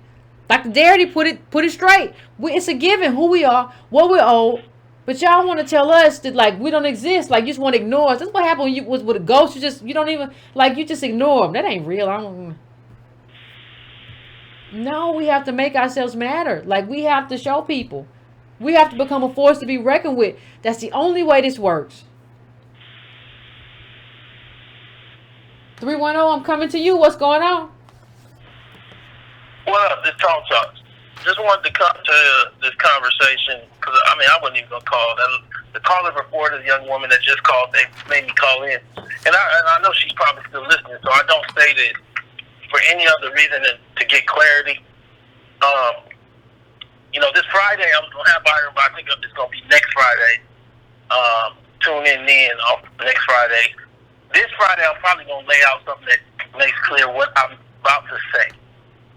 Yvette made a point, and then when she made the point about inheritance, I don't know if the caller truly digested it. Because she was very wordy when it came to labor, which is something within her control. But when Yvette brought up that inheritance, and you had to look at the parents that are in that car that you told us at the top of the call, it was just silence. I'll move on. And you don't get to move on, sweetheart. See, the thing that's happening right now is this swing. Let's talk about the pension. Yvette talked about Becky inheriting a house, which is in effect inheriting a life. But then there's this negative inheritance of inheriting through your family that's living in the car, all of that cost. Are we having the conversations about how many kids we can take in? You had the lady that was homeless, or working homeless, she's taking in other kids. I'm not dealing with how it all happened, but I'm just wondering, can we count? Do we know what 1 + 1 means? Because what I'm seeing right now is that we don't. We don't even see that swing, because what we going to make it about is the company don't pay us enough. What what we're not going to make it about is the fact that our families built this country and we should have reparations paid to us. Sheila Jackson Lee with that HR 40, you know, I'm so tired of that. I'm really tired of it. Hashtag no HR 40 is my thing. Because that council would include the Urban League and the NAACP. Same people that signed the memorandum of understanding, which means you're not getting no reparations. Yep. They get I'm saying this to you because Sheila Jackson Lee to me is so problematic. Not just because she isn't ADOS, but because it don't seem like she got a dog in this fight. And I don't know why she's speaking for me. I don't know why she's speaking for Yvette. I don't know why she's speaking for us. I'm an attorney. I can speak for myself, lady. Straight up. And so I'm seeing this thing lay out. And I think what's starting to happen is that people don't know what to do with us. But we trudging along and doing the work for everybody else. This weekend, me and Yvette had to go back and forth with the lady Jones from Outer Bay Wells that did the 1619 project. Some of y'all saw that on Twitter. I stand by my position. If you want to do all this, that's fine. Okay, forget all the credit, even though we know we built this audience. We built this space. Do the work now. New York Times, Washington Post has not covered a Supreme Court case about the first Civil Rights Act that's about to be dwindled down to the but-for test. Why? You can write it. Write the article and don't go on MSNBC. That's the work. You can block me all you want. The lady blocked me for basically responding and telling her, don't talk to me crazy. I'm from the hood. I'm not from Iowa. Don't do that. Sweetheart, I respect that you don't do that. Talk that crazy talk. I don't know where that come from. I'm just saying do the work now and write the actual article that needs to be written that I'm not going to support Comcast, MSNBC, Bravo until they actually rescind this lawsuit and actually stop attacking civil rights for black folks. But y'all can keep clapping about a history project. D-Ray got the little jackets on. Boy, stop. Stop. These young little boys will stop because they talking K-Park, him, all this weird stuff going on. See, I think what's happening is I brought it to the data so we can get past the some and most. You saying that you trying to police blackness. No. 10% of black folks have 2.25 trillion of all of our wealth. And that's the group that's talking a lot. You might have got it through a white mama, you might have got it through an African mama or an African daddy. But most times what happened is you got it through a loophole. And what ended up happening is I speak for the 90% outside of that. I speak for the black folks that don't got no voice. Not because I have to. I'm an attorney. I could do the same thing. I didn't go to wherever D-Ray went to. I went to UCLA. I could do the same thing. But I'm not doing that because this race deserves better. Understand that lawsuit is not Byron Allen's lawsuit. He already won. Literally, he already won at life. This might be the richest black man in American history. When you add up all of the assets, 1 plus 2 plus 3 plus multiple billions of dollars, and I'm not guessing. This lawsuit, see, they tried to put the whole lawsuit in the Supreme Court. But the Supreme Court said, we're not hearing the whole lawsuit. They already decided that he won. What they here to decide is about your civil rights, black folks. Civil Rights Act of 1866 is the only thing being heard. Do we apply the motivated factor, more general standard, or do we apply the but-for? This is the difference between when you bring a case, you yourself, the same lady that was in the last call, or the call before last, when you bring your case about race, do you have to have an email that says the word nigga? Or can you actually just prove that a bunch of blacks over the last few years have all been fired? That's the difference. That's the difference between you getting a lawyer to sign on contingency and then you getting a lawyer that says, I want my retainer because you probably ain't winning. That's the difference between you being able to access the courts. That's the difference between the chicken farmer keeping his chicken farm. See, I'm bringing this all about because we come all the way to the Urban League and you have the chair of the board in the prison game. Yvette, if you have that article, pull it up one more time, cause, the one with the mass incarceration, because I want us to understand what we're saying with the one from your web. When I found, look, I've been a lawyer for in criminal, like doing criminal work for 10 years. What made me realize this was when the lady down in, I think it was Florida, she did the shooting, and all these Ebony articles came out about how black women are targeted. I said, hold on, let me just see the numbers, because I don't know the numbers.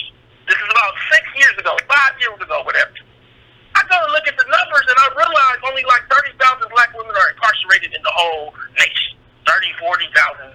So, of course, if you go add 10,000, it's going to be like, well, you have a 30%, 25% increase. Then I say, how many black men? You look over at black men, and we're talking 700,000, 800,000 out of the 2 million overall U.S. prisoners. But I told everybody that and nobody cared. I don't think we don't care if it was the women and the men were only incarcerated at a 40,000 rate. I just don't think that would happen, but, I can't prove that. So I tried to say it inside the country to show you that if you took 9 countries with 2 billion people, that there were more black men incarcerated here in America that come from slavery than all 9 countries. Nobody really cared. Obama tried to use it when he talked at that church in South Carolina. But now I think I found a way to tell you. There are more black men incarcerated than all women on the planet. There's 4 billion women, only 700,000 are incarcerated. Only 700,000. There's a total of 20 million black males, counting the babies and the old men, and about 700,000 are incarcerated. So I come all the way back to this guy that's in that business because he's not in the prison business. He's in the black male failure business. That's what he is in. So you have a guy that's the chair of the board of the Urban League that's in the black male failure business, creating black male failure so everybody else can eat off of it. That's what's going on. I don't know how nobody else sees it, including Mark Morial. That's the chair of the Urban League. It's time for us to get real and get honest about where black America's at. It's time for us to get real and get honest about where things are going. Because I think what happens is, as I go back to the first caller and finish up, we talk a lot because there was a lot of words talked when we were talking about labor and things you can control, and they don't pay me right, and that's why I don't have enough. For you to have enough, they're going to pay you $1 million. They're going to pay you let's just say $250,000. Because you now in this America, the way it's built, that's why, look, when college is $60,000 and $50,000, that tells you it don't come from labor. You're supposed to inherit wealth. You would have to make the sum of money that is so high, it's just unreasonable. That you're running a rat race backwards. That's what's going on. And people ain't telling you around you, the few black people, I might have a white mama that made me white in a way. If my mama white and leave me a white house that came through the New Deal, I basically got to live a white life. Look at Obama. He inherited $500,000 from a white grandma. This is what's going on. Let's get real. Let's start looking at the data. And again, Friday, I'm going to try to lay this out more clearly. Thanks, Yvette. No problem. No problem. As always, thank you, Tone, for calling in. We appreciate it. Thank you. Woo, he's in the black failure business. Ooh, there's a lot of people in that business. The black failure business, especially in terms of prisons, and the black failure business in general, in terms of when you talk eviction, black women, it's a lot of people in the black failure business, but he's in the black male failure business. You talking about, Mark Morial. Okay, I'm going to 702. 702, what's your name? Where you calling from? What's on your mind? Ms. Carnell, thank you for having me on. I just started picking up on you and Tone Talks in 2019 here, okay. And yeah, you are talking in a way that I had always hoped that I would actually hear over broadcast media, and I'm glad you guys are out there doing what you're doing. I'll be real quick. I'm an entrepreneur. I have a couple of 3 businesses that I run, but I am basically working homeless, and have been for most of the last 15 years. Back during the Great Recession where I lived, it started in 2007, basically. Back during the Great Recession, when they were handing out houses to anybody who would raise their hand, as long as they were white, I went and attempted to purchase a home. At the time I had a white business partner. Both of us had sterling credit. I think it was like 780 back at the time. There was no reason for me not to be able to get a home. But what happened was he got his loan, he got his home. they tried to steer me into the predatory loan, saying that somehow my credit score, even though our credit scores in our business was the same, that my credit score was not the same as my 780 was not the same as his 780. So so that's how that went. Obviously, even at that time, I realized what was going on, and I was not interested in taking on any sort of teaser rate or balloon mortgage or anything like that. I wanted a fixed mortgage, just like my business partner got. When they tried to steer me into the teaser loan, I just passed on it. And I've had apartments every now and then. I mean, I can get an apartment, but I realize the treadmill that is. So basically, I live out of hotels and or out of my vehicles, and I run my business. I make my payroll, and that's the way it's been like the last 15 years or so. And to wrap it up here really quickly, that's that basically is the whole point here. I've done my business, and I've tried to deliver what the American dream supposedly says will happen if you work hard, you work diligently, and you work smart. And I mean, I've tried to have my I've tried to line up and expand my business in a way that would, allow me, in theory at least, to make more money and employ more people. And the same things that I try to do that I've seen other businesses do has just not materialized. So yeah, a change has to happen. Let me ask you a question before you go, Carla. How much when you say you're the working homeless, because we don't know who you are individually. Like we don't know. We love you as fam, but we don't know you individually. How much would you say you make a year, like take home, not? Okay. To be honest, I take home close to 6 figures. How? Where you living at then? In Southern California. Oh. Okay. So I mean, that sounds. I mean, that may sound like I'm being, some sort of big spender and living above my means, but I'm not. I mean, there's just a way that I want to go. There's a way that I want to go about it, and I know that and I do live in California. You know what it is. Yeah, it's very expensive. If you're paying $3,000 or $4,000 or $5,000 a month in rent plus whatever the other expenses are, instead of keeping your living expenses as low and as trim as possible, you'll never be able to get off the treadmill of paying somebody else rent. So I'm getting my money pile up so that I can walk into a situation where I don't have to worry about a predatory lending situation or anything like that. I can just walk in. You're gonna buy cash. You're gonna buy cash, ain't you? You're gonna buy cash, fam. Pay cash. Pay cash, right? Exactly. Okay. Oh, that's interesting. That cleared up. Yeah. Okay. Thank you. I appreciate that.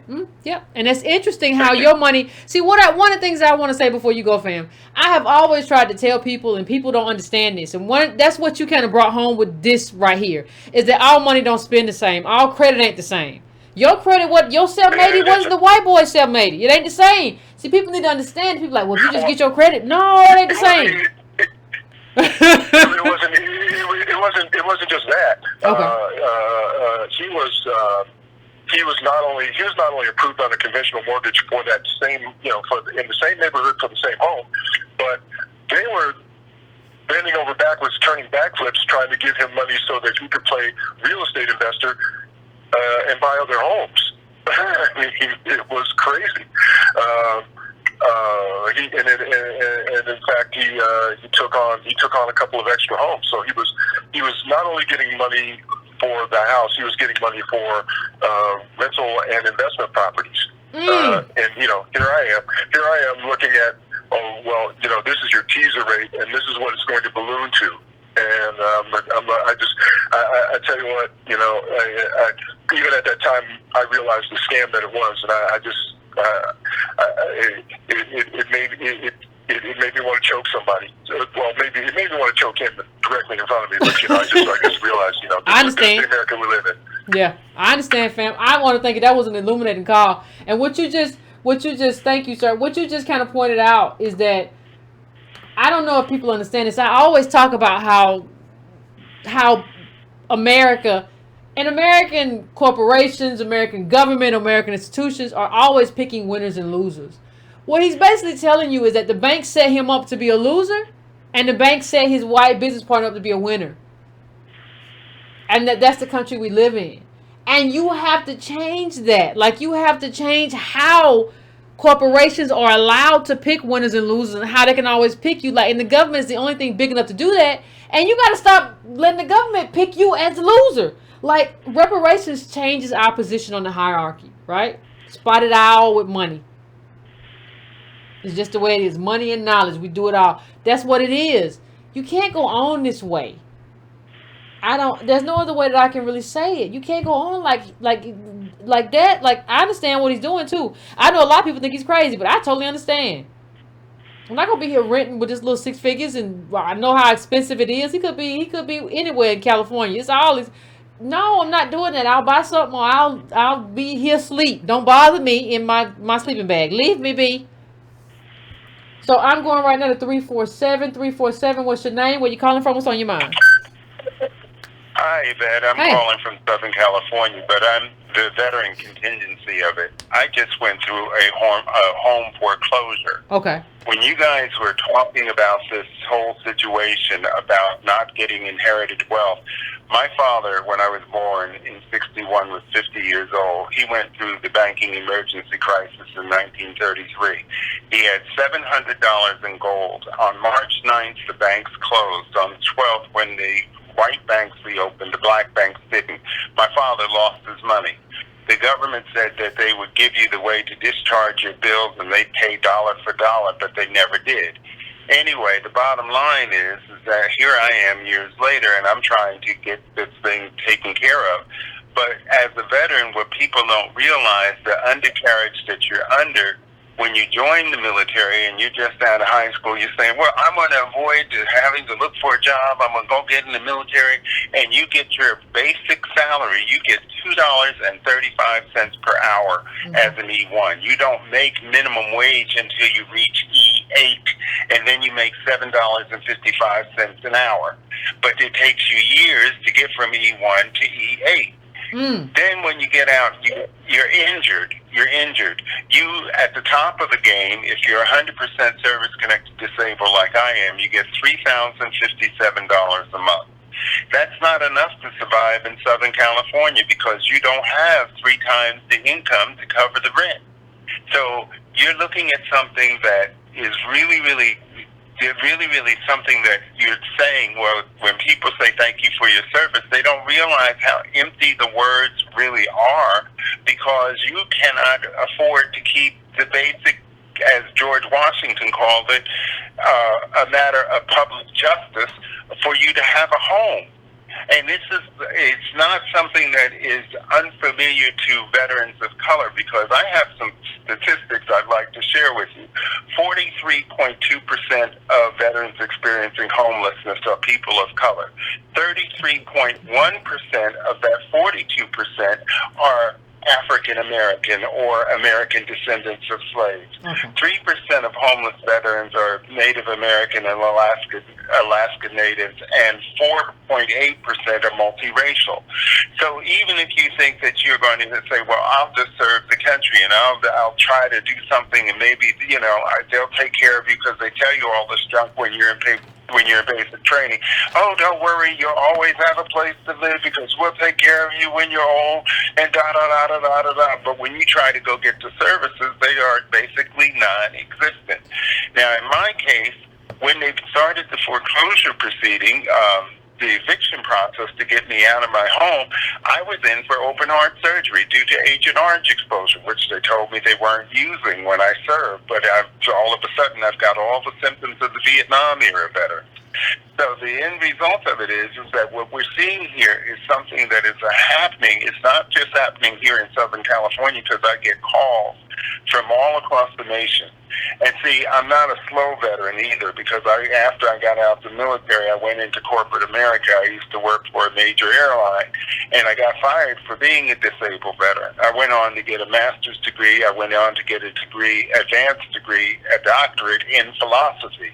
So when I'm now looking at this stuff and I'm saying, well, wait a minute, I've got all this education and I still can't make it. And, you know, the thing about it is, I had a cousin that lives in another state, and I was talking to him, and he says, you only get $3,000 a month. The average median for poverty is $45,000 a year. So even if you're earning $36,000, you're still $9,000 below the poverty line. So the bottom line is that we don't get enough money. We're not seeing the jobs being created. And like the nurse who was talking about the non-compete, the non-compete clauses, they're too common in workplaces today. Yeah, you know, and you get into these jobs, you go get a job at a chicken joint like Popeyes, and they'll have a non-compete clause, and then you can't work in that industry. So what are you supposed to do? I didn't call for the reasons of just complaining about the income inequality, but it is something that's very real. It doesn't escape you if you even go into service for the country, because you don't ever get it back. You give up, and for me, I'm resentful because I gave up my youth and I gave up my health. And even though I had open heart surgery, they put me out of my home. I'm staying in a friend's room right now. I'm lucky I have that, but she's telling me, you know, you got to go ahead and find a place to live. Then I use service dogs. I have 2 service dogs. I went to the homeless people at the VA to try to get help. They tell me I have to get rid of my service dogs. How am I supposed to do that? Would you do that to someone in a wheelchair? So I'm not sure exactly what is going on, but I can tell you what, you're on to something when you talk about what's happening in the show. And it's something that is very pervasive, and it's not getting any better. And when you try to talk to people who are talking about Popeye's chicken and every other celebrity calamity that's going on, they'd rather be caught up in the fantasy than to deal with the reality of what's happening within your own community. I try to bring it to people's attention, and it's like, oh, well, it's like I'm talking in a foreign language. But I'm like, you could be next. Well, you will. No. Colin, not could. They will be next. They will be next. Like, understand what you just said is this. This is how I interpret what you just said. There are no loopholes. See, what people think, if I go to the military, that's a loophole. I'm always gonna be taken care of. I'm always get a good check. It'll be all right. I'm gonna go to the military. There are no loopholes anymore. The other loopholes used to be government programs, right? But they're going to starve those out because this tax plan just starved those out. Everybody, all ADOS are going to be next. I don't care your education level. Unless you're a boomer hooked and they left you something really nice and it's good, or you're connected to a white person or a white parent who has some wealth, you're next. That's just what it is. It is what it is, you know, and people don't want to make it sound like, you know, I'm exempt, or but they rather talk about, you know, Popeye's chicken. And I'm sitting in the hospital the other day, and somebody offered me a Popeye's chicken, and I'm like, I just had open heart surgery. I can't eat that shit. It's not that I'm calling it shit, but it's fried food. I can't have it because I got heart disease that I didn't even know I had. I found out because I was washing a car one day on a Saturday, and that's how I found out I had heart disease. You fell out? I couldn't finish it. You were tired. No, I didn't fall out because my body said either you sit down or I'm gonna put you down, and I listened to my body and went and sat my behind down and caught my breath. And that's the only thing that saved me. But this is what we're running into. And it's like, okay, when I went to even try to go to the congressman in my area, he's like, well, I can't help you with this. It's like, well, what good are you? You know, you don't even, what I'm finding out is that the American dream is a nightmare, and it's a myth at that. Well, but a nightmare for us, though, all the time. Like, it's everybody else can get caught up in the nightmare, true, right? But like for us, like it's really anchored in nightmarish, Nightmare on Elm Street stuff. That's for us. It's anchored in it. It's enmeshed. it's like quicksand. That's what it is. They talk about the veteran suicide. Now, I'm not sitting here and telling you that I'm suicidal, because I'm not. I'm a fighter, so I'm going to stick this thing out. But when I have learned in working with other vets over the last 6 years, I've learned that usually what drives the suicidal tendency and rage is the fact of the matter that you don't have enough money. Then not only do you have enough money, but you get all these other problems that are going on too, and they pile up on you, and this is how they end up wondering, how did we have 22 suicides per day?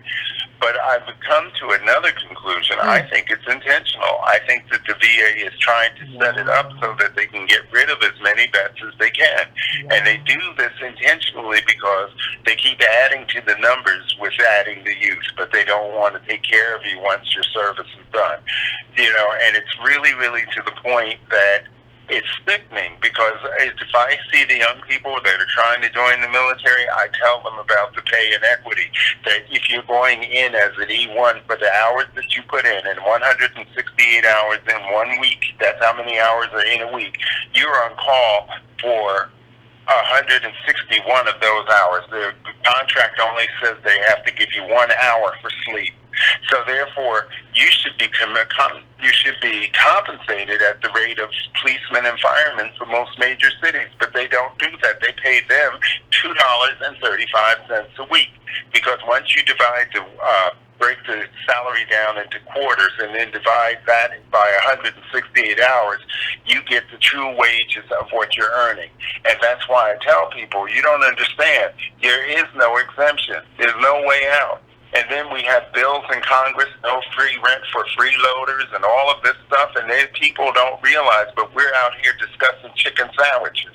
But this is the current thing that's in Congress this session, no free rent for freeloaders currently. And, you know, I look at the veterans not far from here where I am in Camp Pendleton, they have to have food stamps to survive. These are enlisted men and women in the military, and this is something that is really disgusting, because you wonder, what the hell is going on?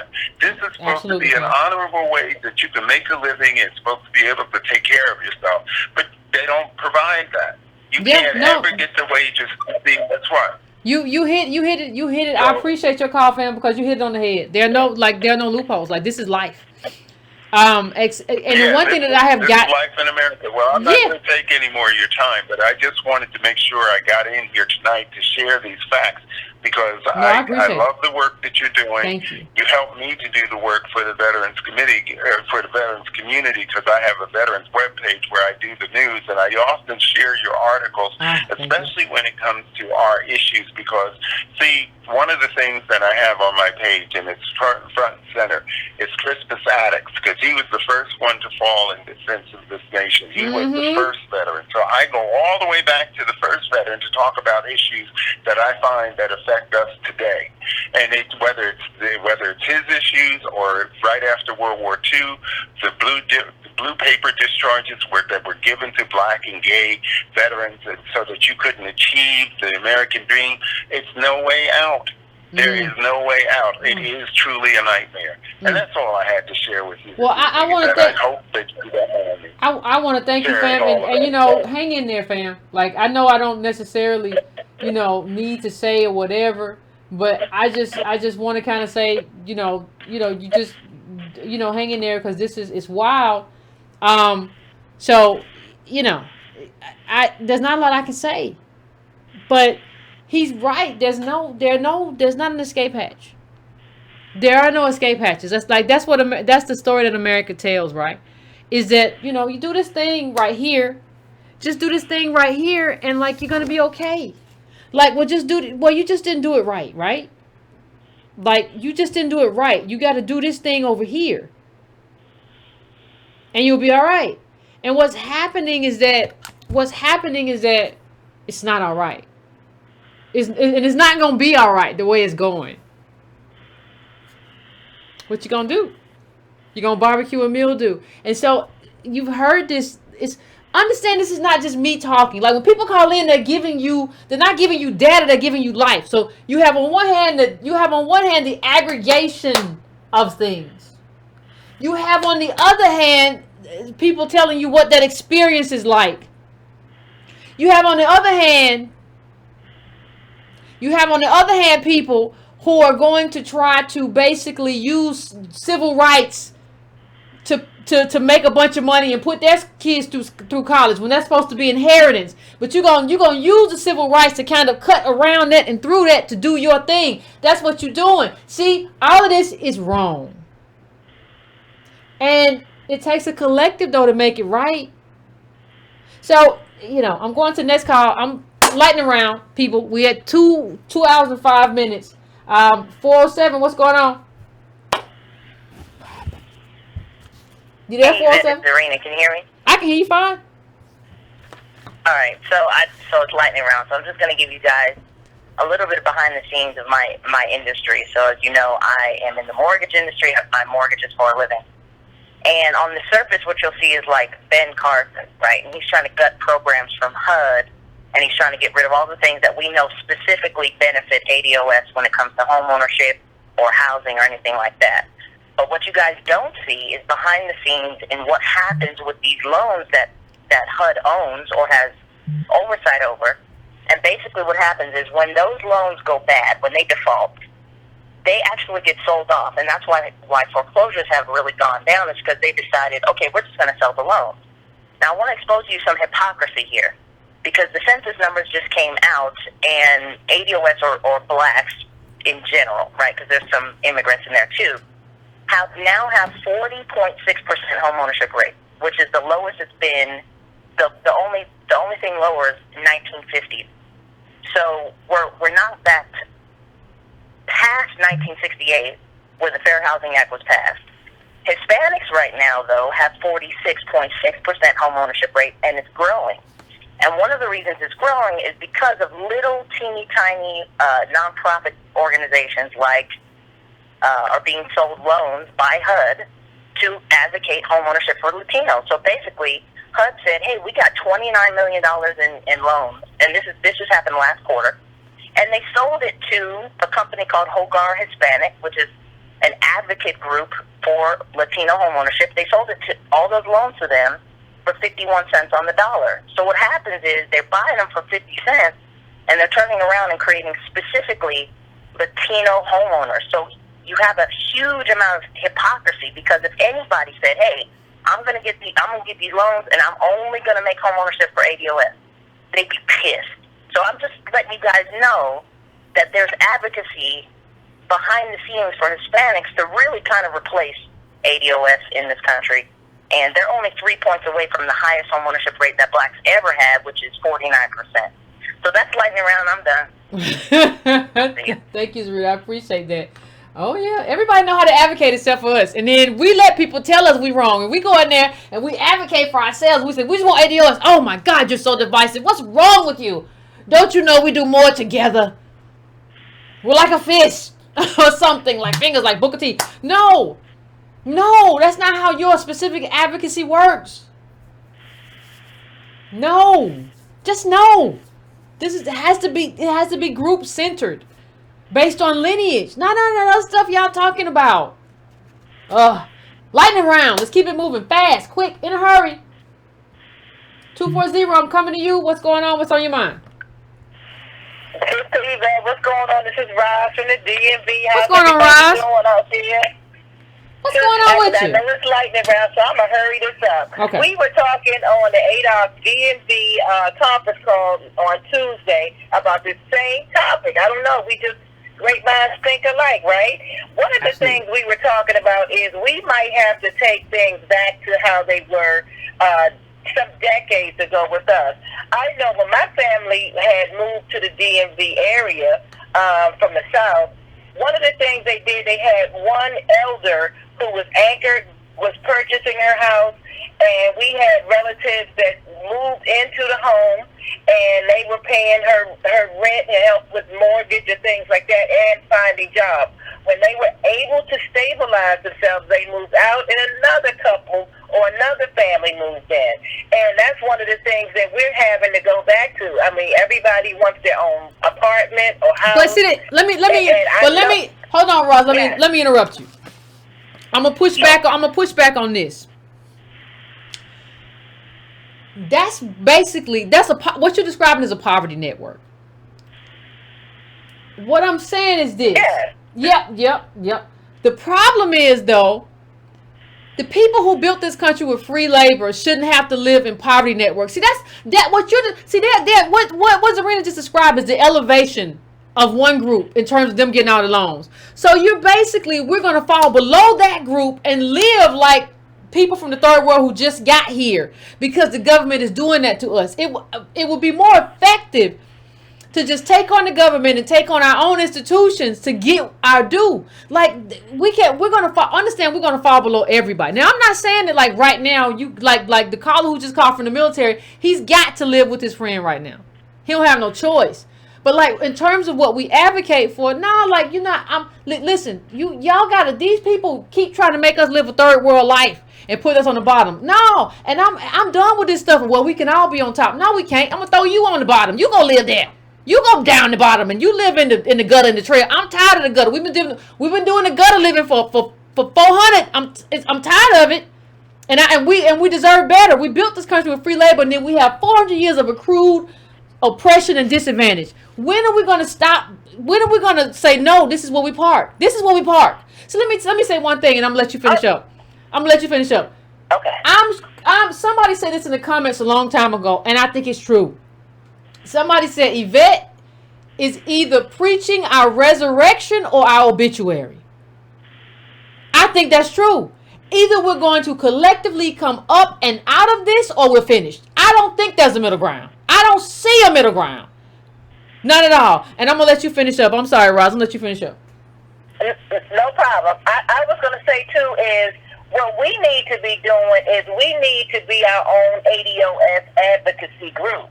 And I mean, as far as we have the Urban League that's not doing anything for ADOS. We have the NAACP that's not doing anything for ADOS specifically. I don't know, everybody's this intersectional group. And one thing that we were talking about was either co-opting it or sanctioning it. Either shut it down or get in there and just take it over. Now, I don't see it's not going to happen. Raj, you're getting ahead of me. Shut it down and let's be our own advocacy. You're getting ahead of me, Raj. That's at the conference. You're getting ahead of us. You're getting ahead of me. We're going to have the conversation. So, yeah, but I'm going to let you go, Roz. I'm just trying to get through this lightning round, but she's getting ahead of me. But we're going to talk about that. We ain't nobody playing these games no more. I'm sick of that. I'm sick of this. 314 lightning round. Let's try to make it 2 minutes or less. 314, I'm coming to you. What's going on? Hi. Hey. Hello, can you hear me? I can hear you fine. What's going on? Hi, my name is Afton. I'm from St. Louis. How are you? Pretty good. I just wanted to comment. Everybody's been talking a lot about Byron Allen and the lawsuits and whatnot. And there's something else that has come to you already, probably, or and you don't know it. So I work for a huge company. It's got about 80,000 employees just nationally. It's a huge multinational corporation, and my job is to make medicines. And so it's for the big drug company, Big Pharma. Okay. And recently they sent an email out, and it was one of those emails that everybody deletes because they think it's spam. Mm. But really what it was a non-arbitration agreement. Mm. So if you don't open it and don't read it and don't opt out, you're automatically in it. You've automatically waived your right to ever bring a lawsuit, you, your kids, or anybody that you know on your behalf, or be a part of a class action suit. Now, I'm at the lowest level in my company, which is an operator. But if I have to do that, if that's what the position that they're putting me in, if you can't access the legal system, then how is it a democracy? If none of us can sue when we're wrong at our job, or if you're an entrepreneur, you think you're doing it, you think you're doing something right, and you get wronged by somebody else, and our rights have been eroded to sue. You can't. I mean, no, you can't. You can't do anything. No, you can't. No, you're completely locked out of like, everything. One of the things. Too much. One of the things that I want to say, Carl, and I'm gonna just let you go because we're in the lightning round. But here's what I want. But you're exactly right, and I appreciate it.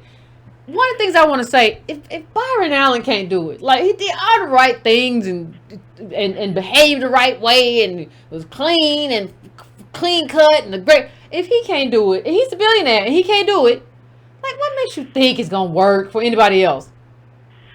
I mean, if they still saying, look, N-word, we don't want you in the room. We're not, no, ain't no niggas supposed to have no money. Who told you that? Like, if that's what he's running up against, what you think you gonna run up against? We gotta stop and just realize what this means. Because it's the lawsuit. We know what the lawsuit is. We know the Reconstruction era law was basically a slave law that says we're gonna make y'all citizens, make y'all whole. But you gotta think about what it means that like this has to happen to him. And really, when you really think about it, it becomes like an insanely crazy thing. Okay, I'm going to finish. I'm going to take 2 more calls. 702. What's your name? Where you calling from? What's on your mind? Lightning round. Hey, Yvette. Because we already Charlie, calling from Nevada. What's going on? I'd just like to say that I do like, and you said you're going to speak about it in the future, what the young lady said before about the coup. 25 years ago when I was in school, one of my mentors said the same thing. This isn't new, what's going on with the Urban League. Urban League and NAACP have always been people who, as you say, been looking for their own butter biscuits. These have been people who've been out for themselves for quite some time.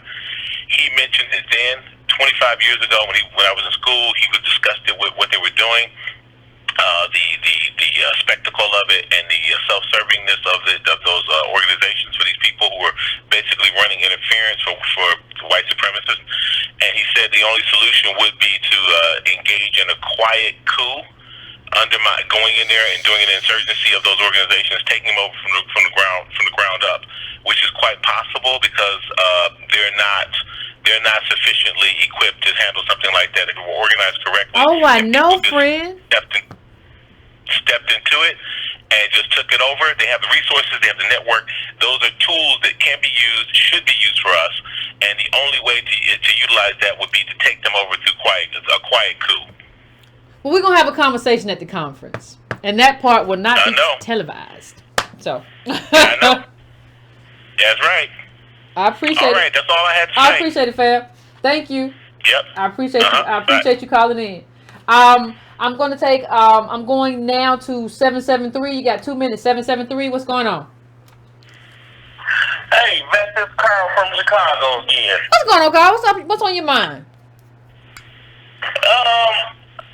I've been thinking, we have to get into hearts of the people that's already there. That's the people that's.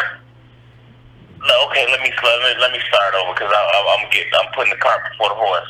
Now, the people that's already holding us back, we need to get into their hearts because they're holding the key for everything. They come from the black exploitation days, and they getting their money. They just want to sit there and hide.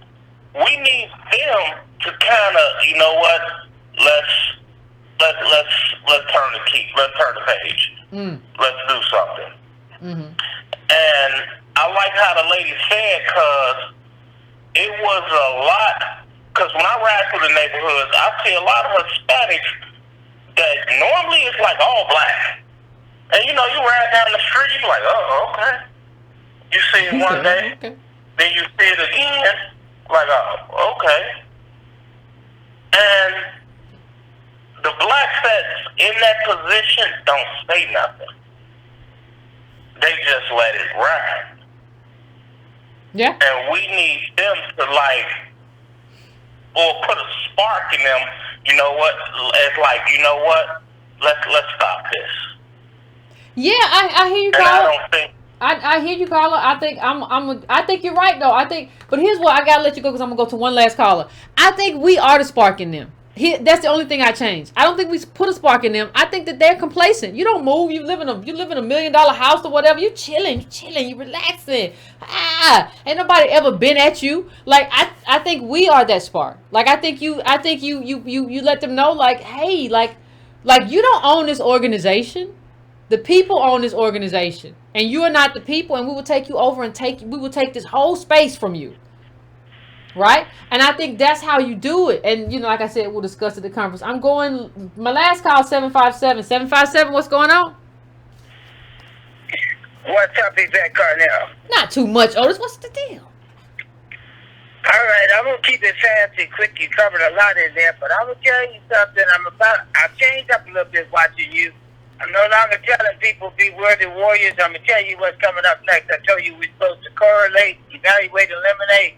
I see 1.5 like 2.2 in the box. I'm like, Tone, now, some of y'all going to be eliminated. See, if that needs to let me be one of the moderators in there, and we're going to get an all-night working group that's willing to do the damn work. A lot of y'all in here, peeping toms, fly on the wall, ain't doing nothing but dance. I've gone around to several people that are supposed to be ADOS leaders. When I go to that page, I see them self-promoting. I don't see, and then I go and check. Because, you know, Twitter done upgraded their stuff. You can go and check and see who's retweeting, who's liking. If I don't see your black behind in there on Antonio and Yvette, I'm going to come down and demand that Yvette let me in there as a moderator, and you don't get to be in this viewership no more. Because you ain't doing the work. If you're here trying to carve out for yourself, not doing the collective, you're just as bad as them sorry-ass suckers in the CBC. And that when you come on here and you want to talk about what we ought to do in private, if you ain't willing to educate yourself and do the work that needs to be done in public, I can't trust you to do a damn thing in private. Now, I'm going to tell you, I walk the walk. Been doing it for 40 years, probably 30 before I met Yvette and Tone. Love them to death.